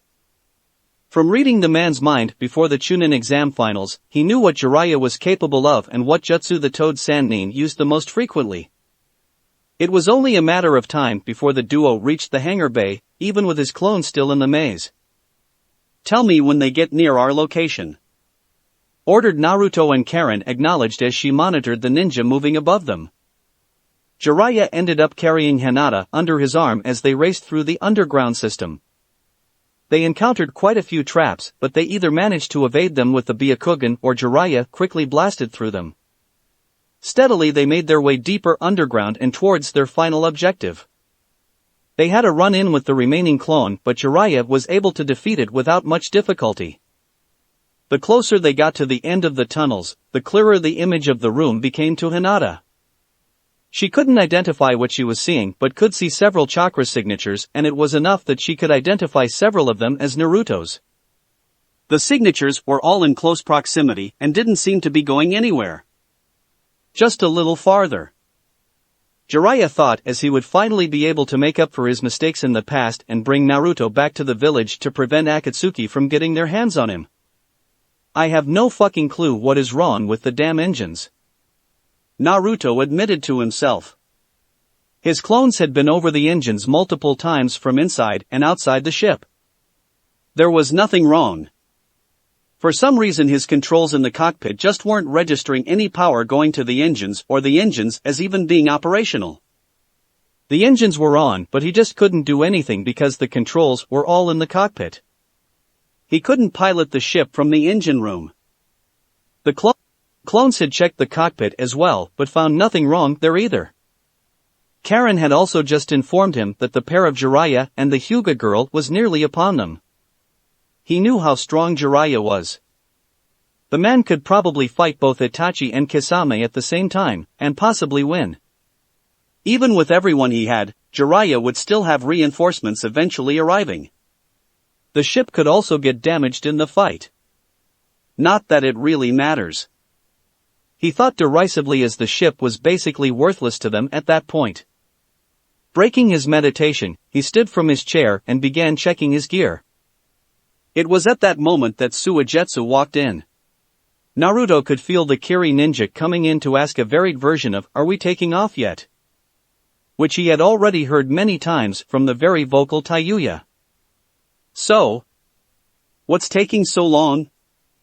questioned Suigetsu, and Naruto rolled his eyes. As you can see on the instrumentation behind you, nothing is lighting up because the engines aren't working properly, or something is wrong. I haven't been able to find the problem and it looks like. However, Naruto was cut off as Suigetsu's attention moved to the panel and the white-haired teen smacked it with his fist. The lights and instrumentation immediately came on, followed by the sounds of the engines and other associated systems completing their warm-up period. You've got to be fucking kidding me. All I had to do was punch the damn thing. Naruto thought as he looked confoundedly to the instrumentation and the pilot's seats and found the ship now working perfectly. I guess it just needed the old Kiri touch. Suigetsu commented on his success and strapped into one of the 4 chairs. They really are a violent village, Karen inwardly commented before she realized that the 2 ninja she was focusing on had just arrived. Naruto jumped in the pilot's seat and began flicking switches to get the ship out of there as fast as possible. The landing struts came up and as the repulsor lifts activated and the ship idled forward until Naruto began adding power to the engines. Looking out the cockpit window, he said with a smirk to the others in the seats with him, everyone wave bye to the Sannin. Jiraiya and Hinata made it to the large room and stood silently as they stared at the object before them. It was made entirely of metal, or what they thought was metal, and took up most of the space in the room. What the hell is that? Jiraiya wondered as he looked over the device. Suddenly it began making noise and then 4 long ski-like pieces began moving from the floor and fit inside the vehicle perfectly, leaving little evidence of them ever sticking out. It's floating in the air.